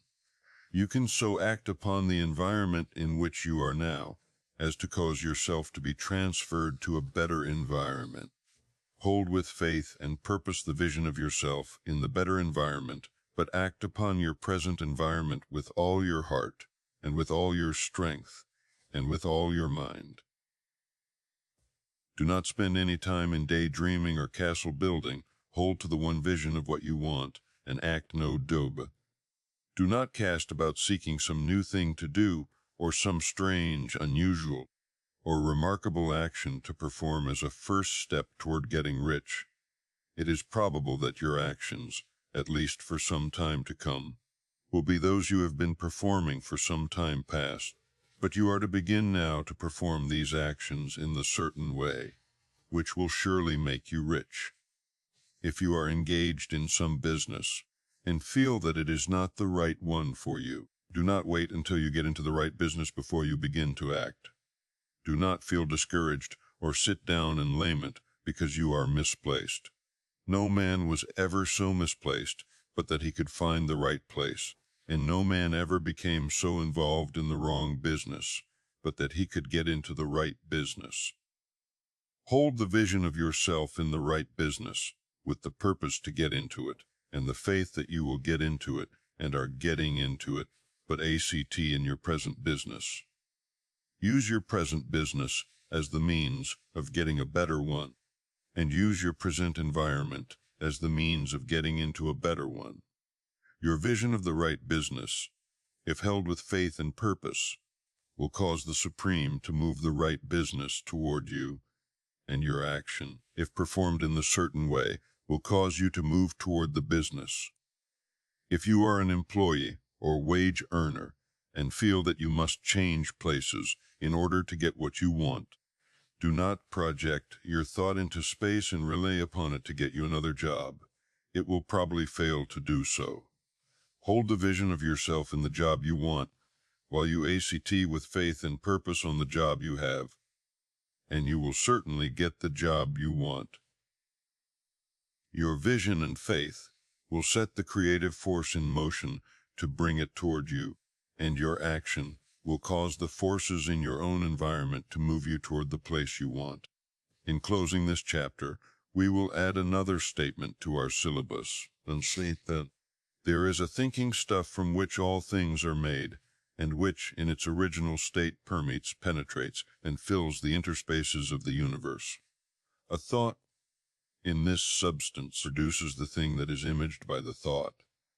Man can form things in his thought, and by impressing his thoughts upon formless substance, can cause the thing he thinks about to be created. In order to do this, man must pass from the competitive to the creative mind. He must form a clear mental picture of the things he wants, and hold this picture in his thoughts with the fixed purpose to get what he wants, and the unwavering faith that he does get what he wants, closing his mind to all that may tend to shake his purpose, dim his vision, or quench his faith. That he may receive what he wants when it comes, man must act anew upon the people and things in his present environment. Chapter 12. Efficient Action. You must use your thought as directed in previous chapters, and begin to do what you can do where you are, and you must do all that you can do where you are. You can advance only by being larger than your present place, and no man is larger than his present place who leaves undone any of the work pertaining to that place. The world is advanced only by those who more than fill their present places. If no man quite filled his present place, you can see that there must be a going backward in everything. Those who do not quite fill their present places are a dead weight upon society, government, commerce, and industry. They must be carried along by others at a great expense. The progress of the world is retarded only by those who do not fill the places they are holding, They belong to a former age in a lower stage or plane of life, and their tendency is toward degeneration. No society could advance if every man was smaller than his place. Social evolution is guided by the law of physical and mental evolution. In the animal world, evolution is caused by excess of life. When an organism has more life than can be expressed in the functions of its own plane, it develops the organs of a higher plane, and a new species is originated. There never would have been new species had there not been organisms which more than filled their places. The law is exactly the same for you. Your getting rich depends upon your applying this principle to your own affairs. Every day is either a successful day or a day of failure, and it is the successful days which get you what you want. If every day is a failure, you can never get rich, while if every day is a success, you cannot fail to get rich. If there is something that may be done today and you do not do it, you have failed in so far as that thing is concerned, and the consequences may be more disastrous than you imagine. You cannot foresee the results of even the most trivial act. You do not know the workings of all the forces that have been set moving in your behalf. Much may be depending on your doing some simple act. It may be the very thing which is to open the door of opportunity to very great possibilities. You can never know all the combinations which supreme intelligence is making for you in the world of things and of human affairs. Your neglect or failure to do some small thing may cause a long delay in getting what you want. Do every day all that can be done that day. There is, however, a limitation or qualification of the above that you must take into account. You are not to overwork, nor to rush blindly into your business in the effort to do the greatest possible number of things in the shortest possible time. You are not to try to do tomorrow's work today, nor to do a week's work in a day. It is really not the number of things you do, but the efficiency of each separate action that counts. Every act is in itself either a success or a failure. Every act is in itself either effective or inefficient. Every inefficient act is a failure, and if you spend your life in doing inefficient acts, your whole life will be a failure. The more things you do, the worse for you, if all your acts are inefficient ones. On the other hand, every efficient act is a success in itself, and if every act of your life is an efficient one, your whole life must be a success. The cause of failure is doing too many things in an inefficient manner and not doing enough things in an efficient manner. You will see that it is a self-evident proposition that if you do not do any inefficient acts, and if you do a sufficient number of efficient acts, you will become rich. If, now, it is possible for you to make each act an efficient one, you see again that the getting of riches is reduced to an exact science, like mathematics. The matter turns, then, on the question whether you can make each separate act a success in itself. And this you can certainly do. You can make each act a success, because all power is working with you and all power cannot fail. Power is at your service, and to make each act efficient, you have only to put power into it. Every action is either strong or weak, and when every one is strong, you are acting in the certain way which will make you rich. Every act can be made strong and efficient by holding your vision while you are doing it, and putting the whole power of your FIH and PURPOSE into it. It is at this point that the people fail who separate mental power from personal action. They use the power of mind in one place and at one time, and they act in another place and at another time. So their acts are not successful in themselves. Too many of them are inefficient. But if all power goes into every act, no matter how commonplace, every act will be a success in itself. And as in the nature of things, every success opens the way to other successes, your progress toward what you want, and the progress of what you want toward you, will become increasingly rapid. And remember that successful action is cumulative in its results. Since the desire for more life is inherent in all things, when a man begins to move toward larger life, more things attach themselves to him, and the influence of his desire is multiplied. Do every day all that you can do that day, and do each act in an efficient manner. In saying that you must hold your vision while you are doing each act, however trivial or commonplace, I do not mean to say that it is necessary at all times to see the vision distinctly to its smallest details. It should be the work of your leisure hours to use your imagination on the details of your vision and to contemplate them until they are firmly fixed upon your memory. If you wish speedy results, spend practically all your spare time in this practice. By continuous contemplation you will get the picture of what you want, even to the smallest details, so firmly fixed upon your mind, and so completely transferred to the mind of formless substance, that in your working hours you need only to mentally refer to the picture to stimulate your faith and purpose, and cause your best effort to be put forth. Contemplate your picture in your leisure hours until your consciousness is so full of it that you can grasp it instantly. You will become so enthused with its bright promises that the mere thought of it will call forth the strongest energies of your whole being. Let us again repeat our syllabus, and by slightly changing the closing statements, bring it to the point we have now reached. There is a thinking stuff from which all things are made, and which, in its original state, permeates, penetrates, and fills the interspaces of the universe. A thought in this substance produces the thing that is imaged by the thought. Man can form things in his thought, and, by impressing his thought upon formless substance, can cause the thing he thinks about to be created.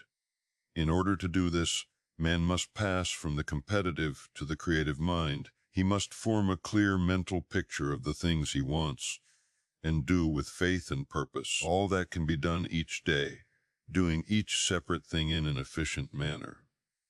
Chapter 13. Getting into the right business.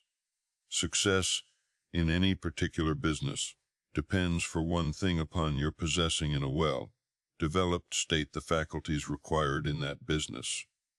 Without good musical faculty, no one can succeed as a teacher of music. Without well-developed mechanical faculties, no one can achieve great success in any of the mechanical trades.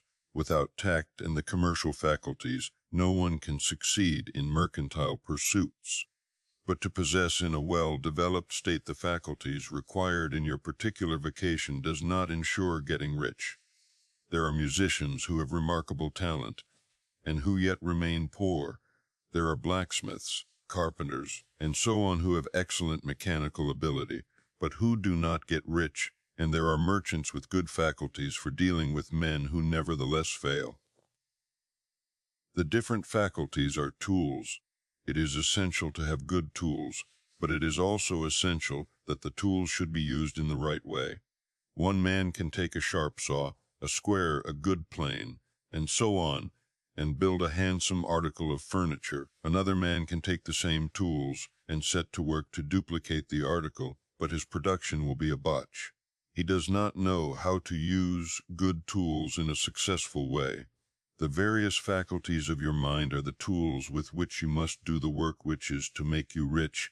It will be easier for you to succeed if you get into a business for which you are well equipped with mental tools. Generally speaking, you will do best in that business which will use your strongest faculties, the one for which you are naturally best fitted. But there are limitations to this statement, also. No man should regard his vocation as being irrevocably fixed by the tendencies with which he was born. You can get rich in A&Y business, for if you have not the right talent for it, you can develop that talent. It merely means that you will have to make your tools as you go along, instead of confining yourself to the use of those with which you were born. It will be easier for you to succeed in a vocation for which you already have the talents in a well-developed state, but you can succeed in any vocation for you can develop any rudimentary talent, and there is no talent of which you have not at least the rudiment. You will get rich most easily in point of effort, if you do that for which you are best fitted. But you will get rich most satisfactorily if you do that which you want to do. Doing what you want to do is life, and there is no real satisfaction in living if we are compelled to be forever doing something which we do not like to do, and can never do what we want to do. And it is certain that you can do what you want to do. The desire to do it is proof that you have within you the power which can do it. Desire is a manifestation of power. The desire to play music is the power which can play music seeking expression and development. The desire to invent mechanical devices is the mechanical talent seeking expression and development. Where there is no power, either developed or undeveloped, to do a thing, there is never any desire to do that thing. And where there is strong desire to do a thing, it is certain proof that the power to do it is strong and only requires to be developed and applied in the right way. All things else being equal, it is best to select the business for which you have the best developed talent. But if you have a strong desire to engage in any particular line of work, you should select that work as the ultimate end at which you aim. You can do what you want to do, and it is your right and privilege to follow the business or avocation which will be most congenial and pleasant. You are not obliged to do what you do not like to do, and should not do it except as a means to bring you to the doing of the thing you want to do. If there are past mistakes whose consequences have placed you in an undesirable business or environment, you may be obliged for some time to do what you do not like to do. But you can make the doing of it pleasant by knowing that it is making it possible for you to come to the doing of what you want to do. If you feel that you are not in the right vocation, do not act too hastily in trying to get into another one. The best way, generally, to change business or environment is by growth. Do not be afraid to make a sudden and radical change if the opportunity is presented, and you feel after careful consideration that it is the right opportunity, but never take sudden or radical action when you are in doubt as to the wisdom of doing so.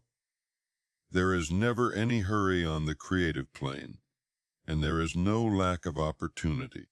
When you get out of the competitive mind, you will understand that you never need to act hastily. No one else is going to beat you the thing you want to do. There is enough for all. If one place is taken, another and a better one will be opened for you a little farther on. There is plenty of time. When you are in doubt, wait. Fall back on the contemplation of your vision and increase your faith and purpose. And by all means, in times of doubt and indecision, cultivate gratitude. A day or two spent in contemplating the vision of what you want, and in earnest thanksgiving that you are getting it, will bring your mind into such close relationship with the Supreme that you will make no mistake when you do act. There is a mind which knows all there is to know, and you can come into close unity with this mind by faith and the purpose to advance in life, if you have deep gratitude. Mistakes come from acting hastily, or from acting in fear or doubt, or in forgetfulness of the right motive, which is more life to all and less to none. As you go on in the certain way, opportunities will come to you in increasing number, and you will need to be very steady in your faith and purpose, and to keep in close touch with the All-Mind by reverent gratitude. Do all that you can do in a perfect manner every day, but do it without haste, worry, or fear. Go as fast as you can, but never hurry. Remember that in the moment you begin to hurry, you cease to be a creator and become a competitor. You drop back upon the old plane again. Whenever you find yourself hurrying, call a halt, fix your attention on the mental image of the thing you want, and begin to give thanks that you are getting it. The exercise of gratitude will never fail to strengthen your faith and renew your purpose. Chapter 14. The Impression of Increase. Whether you change your vocation or not, your actions for the present must be those pertaining to the business in which you are now engaged. You can get into the business you want by making constructive use of the business you are already established in, by doing your daily work in a certain way. And insofar as your business consists in dealing with other men, whether personally or by letter, the key thought of all your efforts must be to convey to their minds the impression of increase. Increase is what all men and all women are seeking. It is the urge of the formless intelligence within them, seeking fuller expression. The desire for increase is inherent in all nature. It is the fundamental impulse of the universe. All human activities are based on the desire for increase. People are seeking more food, more clothes, better shelter, more luxury, more beauty, more knowledge, more pleasure, increase in something, more life. Every living thing is under this necessity for continuous advancement. Where increase of life ceases, dissolution and death set in at once. Man instinctively knows this, and hence he is forever seeking more. This law of perpetual increase is set forth by Jesus in the parable of the talents. Only those who gain more retain any. From him who hath not shall be taken away even that which he hath. The normal desire for increased wealth is not an evil or a reprehensible thing. It is simply the desire for more abundant life. It is aspiration. And because it is the deepest instinct of their natures, all men and women are attracted to him who can give them more of the means of life. In following the certain way, as described in the foregoing pages, you are getting continuous increase for yourself, and you are giving it to all with whom you deal. You are a creative center from which increase is given off to all. Be sure of this, and convey assurance of the fact to every man, woman, and child with whom you come in contact.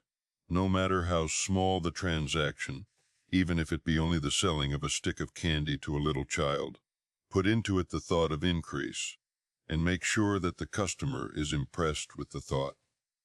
Convey the impression of advancement with everything you do, so that all people shall receive the impression that you are an advancing man, and that you advance all who deal with you.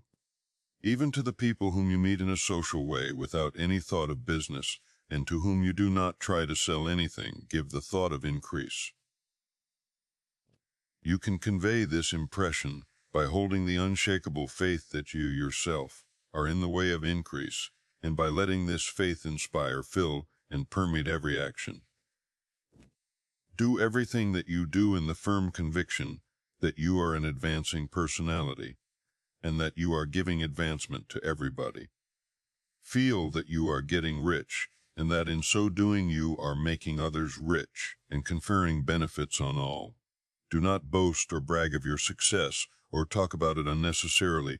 True faith is never boastful. Wherever you find a boastful person, you find one who is secretly doubtful and afraid. Simply feel the faith, and let it work out in every transaction. Let every act and tone and look express the quiet assurance that you are getting rich, that you are already rich. Words will not be necessary to communicate this feeling to others. They will feel the sense of increase when in your presence, and will be attracted to you again. Yes, you must so impress others that they will feel that in associating with you, they will get increase for themselves. See that you give them a use value greater than the cash value you are taking from them. Take an honest pride in doing this, and let everybody know it, and you will have no lack of customers. People will go where they are given increase, and the Supreme, which desires increase in all, and which knows all, will move toward you men and women who have never heard of you. Your business will increase rapidly, and you will be surprised at the unexpected benefits which will come to you. You will be able from day to day to make larger combinations, secure greater advantages, and to go on into a more congenial vocation if you desire to do so. But in doing all this, you must never lose sight of your vision of what you want, or your faith and purpose to get what you want. Let me here give you another word of caution in regard to motives. 8. Beware of the insidious temptation to seek for power over other men. Nothing is so pleasant to the unformed or partially developed mind as the exercise of power or dominion over others. The desire to rule for selfish gratification has been the curse of the world.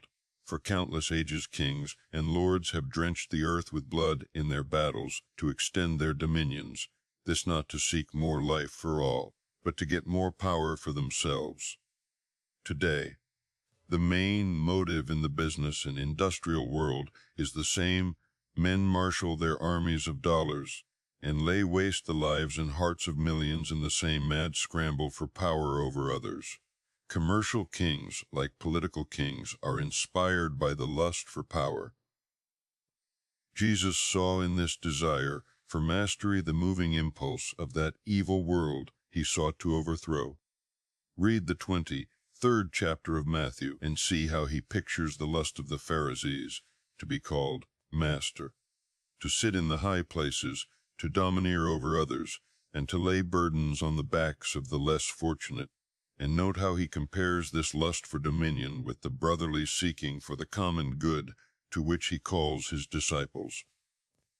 Look out for the temptation to seek for authority, to become a master, to be considered as one who is above the common herd, to impress others by lavish display, and so on. The mind that seeks for mastery over others is the competitive mind, and the competitive mind is not the creative one. In order to master your environment and your destiny, it is not at all necessary that you should rule over your fellow men. And indeed, when you fall into the world's struggle for the high places, you begin to be conquered by fate and environment, and your getting rich becomes a matter of chance and speculation. Beware of the competitive mind. No better statement of the principle of creative action can be formulated than the favorite declaration of the late Golden Rule, Jones of Toledo. What I want for myself, I want for everybody. Chapter 15. The Advancing Man. What I have said in the last chapter applies as well to the professional man and the wage earner as to the man who is engaged in mercantile business. No matter whether you are a physician, a teacher, or a clergyman, if you can give increase of life to others and make them sensible of the fact, they will be attracted to you, and you will get rich. The physician who holds the vision of himself as a great and successful healer, and who works toward the complete realization of that vision with faith and purpose, as described in former chapters, will come into such close touch with the source of life that he will be phenomenally successful. Patients will come to him in thrones. No one has a greater opportunity to carry into effect the teachings of this book than the practitioner of medicine. It does not matter to which of the various schools he may belong, for the principle of healing is common to all of them, and may be reached by all alike. The advancing man in medicine, who holds to a clear mental image of himself as successful, and who obeys the laws of faith, purpose, and gratitude, will cure every curable case he undertakes, no matter what remedies he may use. In the field of religion, the world cries out for the clergyman who can teach his hearers the true science of abundant life.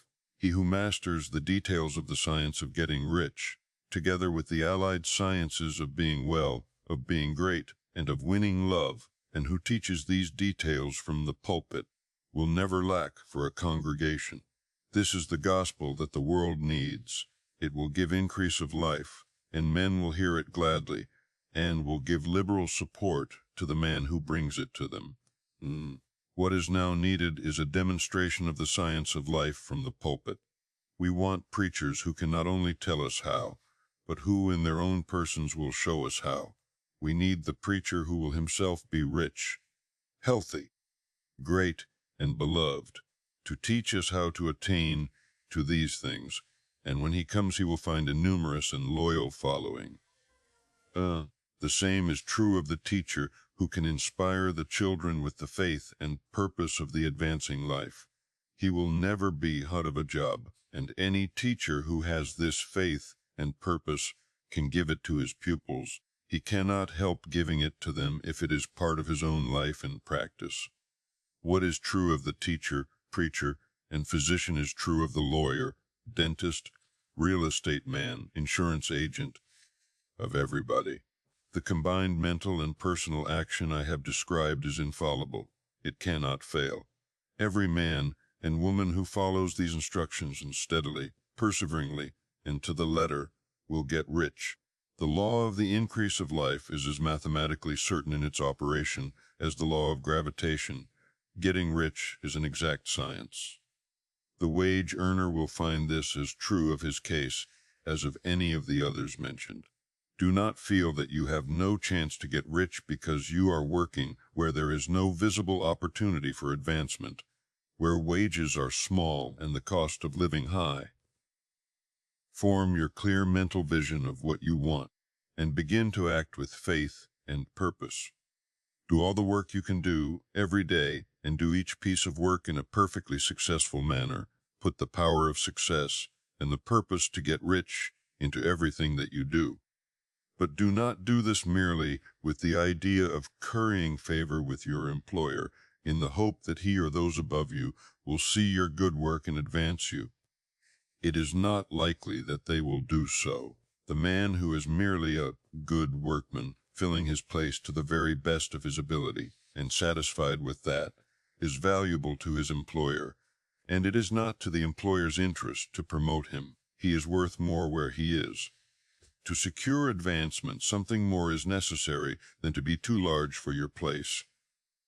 The man who is certain to advance is the one who is too big for his place, and who has a clear concept of what he wants to be, who knows that he can become what he wants to be, and who is determined to be what he wants to be. Do not try to more than fill your present place with a view to pleasing your employer. Do it with the idea of advancing yourself. Hold the faith and purpose of increase during work hours, after work hours, and before work hours.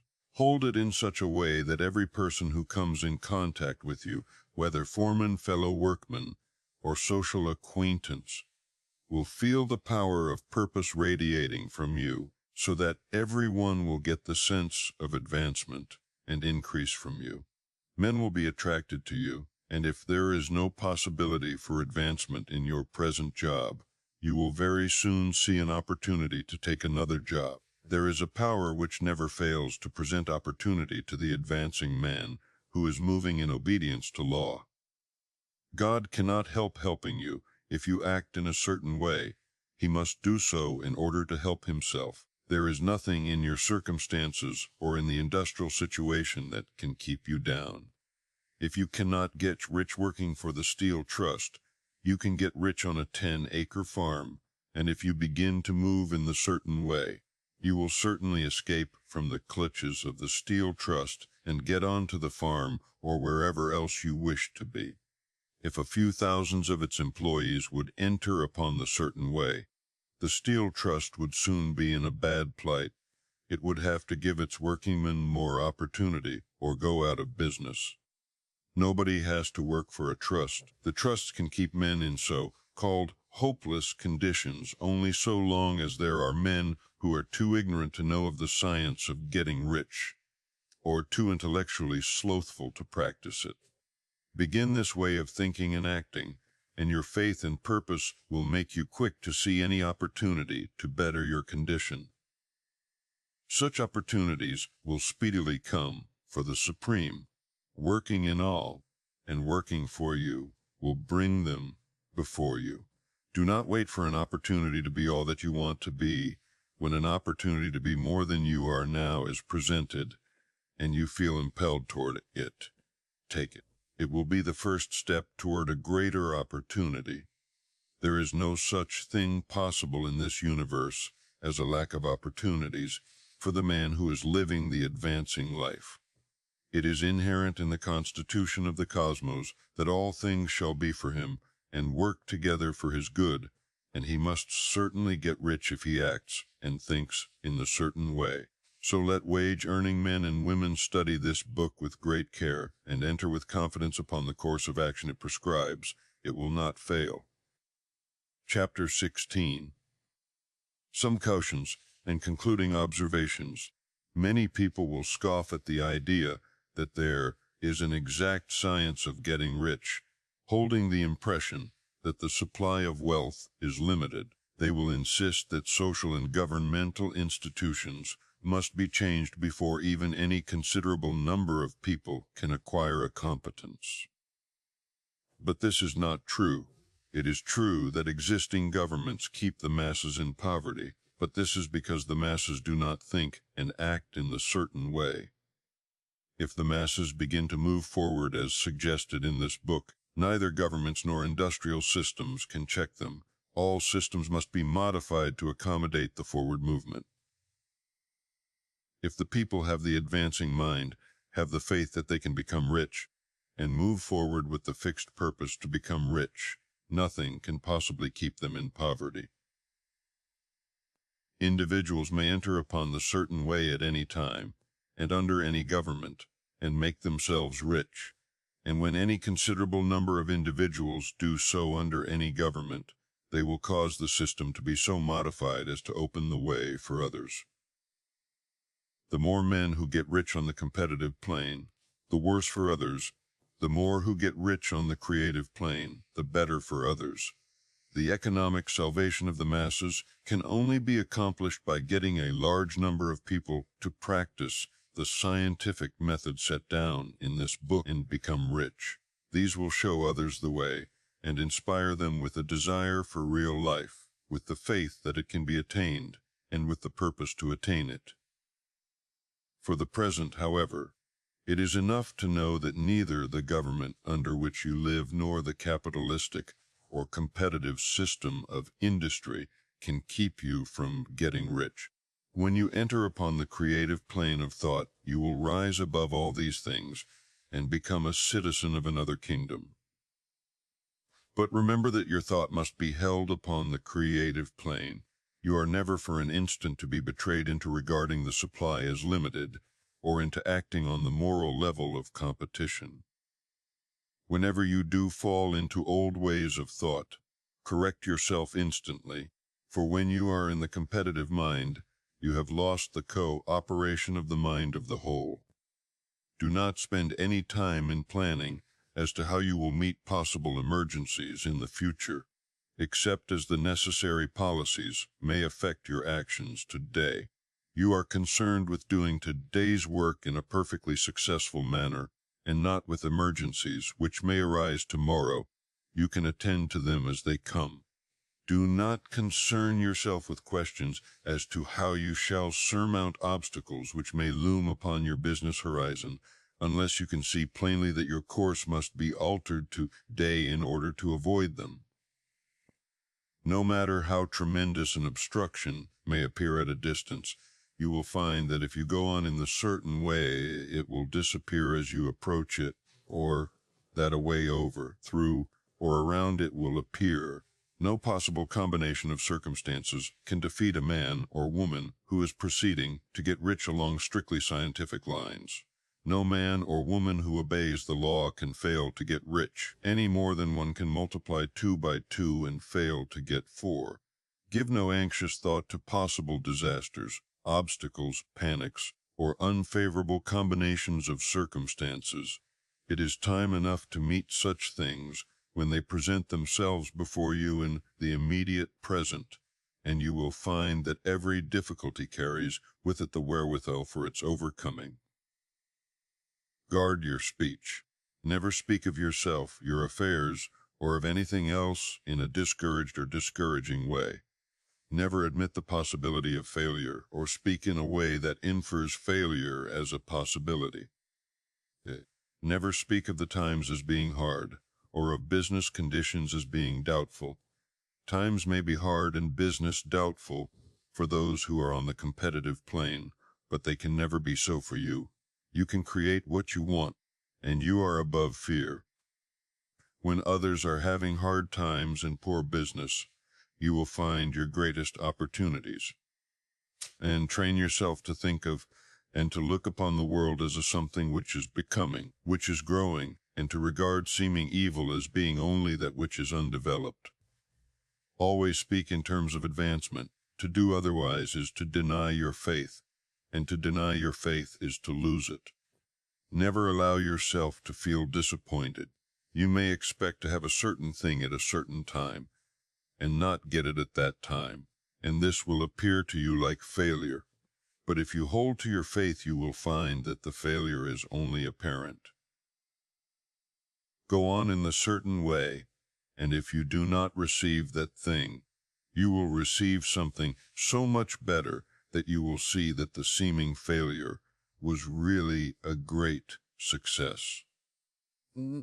A student of this science had set his mind on making a certain business combination, which seemed to him at the time to be very desirable, and he worked for some weeks to bring it about. When the crucial time came, the thing failed in a perfectly inexplicable way. It was as if some unseen influence had been working secretly against him. He was not disappointed. On the contrary, he thanked God that his desire had been overruled, and went steadily on with a grateful mind.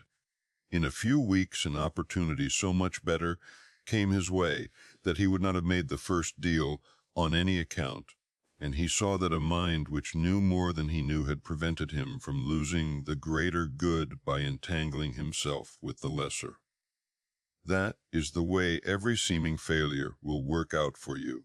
If you keep your faith, hold to your purpose, have gratitude, and do every day all that can be done that day, doing each separate act in a successful manner. When you make a failure, it is because you have not asked for enough. Keep on, and a larger thing than you were seeking will certainly come to you. Remember this. You will not fail because you lack the necessary talent to do what you wish to do. If you go on as I have directed, you will develop all the talent that is necessary to the doing of your work. It is not within the scope of this book to deal with the science of cultivating talent, but it is as certain and simple as the process of getting rich. However, do not hesitate or waver for fear when you come to any certain place you will fail for lack of ability. Keep right on, and when you come to that place, the ability will be furnished to you. The same source of ability which enabled the untaught Lincoln to do the greatest work in government ever accomplished by a single man is open to you. You may draw upon all the mind there is for wisdom to use in meeting the responsibilities which are laid upon you. Go on in full faith. Study this book. Make it your constant companion until you have mastered all the ideas contained in it. While you are getting firmly established in this faith, you will do well to give up most recreations and pleasures, and to stay away from places where ideas conflicting with these are advanced in lectures or sermons. Do not read pessimistic or conflicting literature, or get into arguments upon the matter. Do very little reading, outside of the writers mentioned in the preface. Spend most of your leisure time in contemplating your vision, and in cultivating gratitude, and in reading this book. It contains all you need to know of the science of getting rich, and you will find all the essentials summed up in the following chapter. Chapter 17. Summary of the Science of Getting Rich. There is a thinking stuff from which all things are made, and which, in its original state, permeates, penetrates, and fills the interspaces of the universe. A thought in this substance produces the thing that is imaged by the thought. Man can form things in his thought, and by impressing his thought upon formless substance can cause the thing he thinks about to be created. In order to do this, man must pass from the competitive to the creative mind. Otherwise he cannot be in harmony with the formless intelligence, which is always creative and never competitive in spirit. Man may come into full harmony with the formless substance by entertaining a lively and sincere gratitude for the blessings it bestows upon him. Gratitude unifies the mind of man with the intelligence of substance, so that man's thoughts are received by the formless. Man can remain upon the creative plane only by uniting himself with the formless intelligence through a deep and continuous feeling of gratitude. Man must form a clear and definite mental image of the things he wishes to have, to do, or to become, and he must hold this mental image in his thoughts, while being deeply grateful to the Supreme that all his desires are granted to him. The man who wishes to get rich must spend his leisure hours in contemplating his vision and in earnest thanksgiving that the reality is being given to him. Too much stress cannot be laid on the importance of frequent contemplation of the mental image, coupled with unwavering faith and devout gratitude. This is the process by which the impression is given to the formless and the creative forces set in motion. The creative energy works through the established channels of natural growth and of the industrial and social order. All that is included in his mental image will surely be brought to the man who follows the instructions given above and whose faith does not waver. What he wants will come to him through the ways of established trade and commerce. In order to receive his own when it shall come to him, man must be active, and this activity can only consist in more than filling his present place. He must keep in mind the purpose to get rich through the realization of his mental image, and he must do, every day, all that can be done that day, taking care to do each act in a successful manner. He must give to every man a use value in excess of the cash value he receives, so that each transaction makes for more life, and he must so hold the advancing thought that the impression of increase will be communicated to all with whom he comes in contact. The men and women who practice the foregoing instructions will certainly get rich, and the riches they receive will be in exact proportion to the definiteness of their vision, the fixity of their purpose, the steadiness of their faith, and the depth of their gratitude. The end. The end. We hope you enjoyed listening to The Science of Getting Rich by Wallace D. Wattles. Please subscribe for more free audiobooks.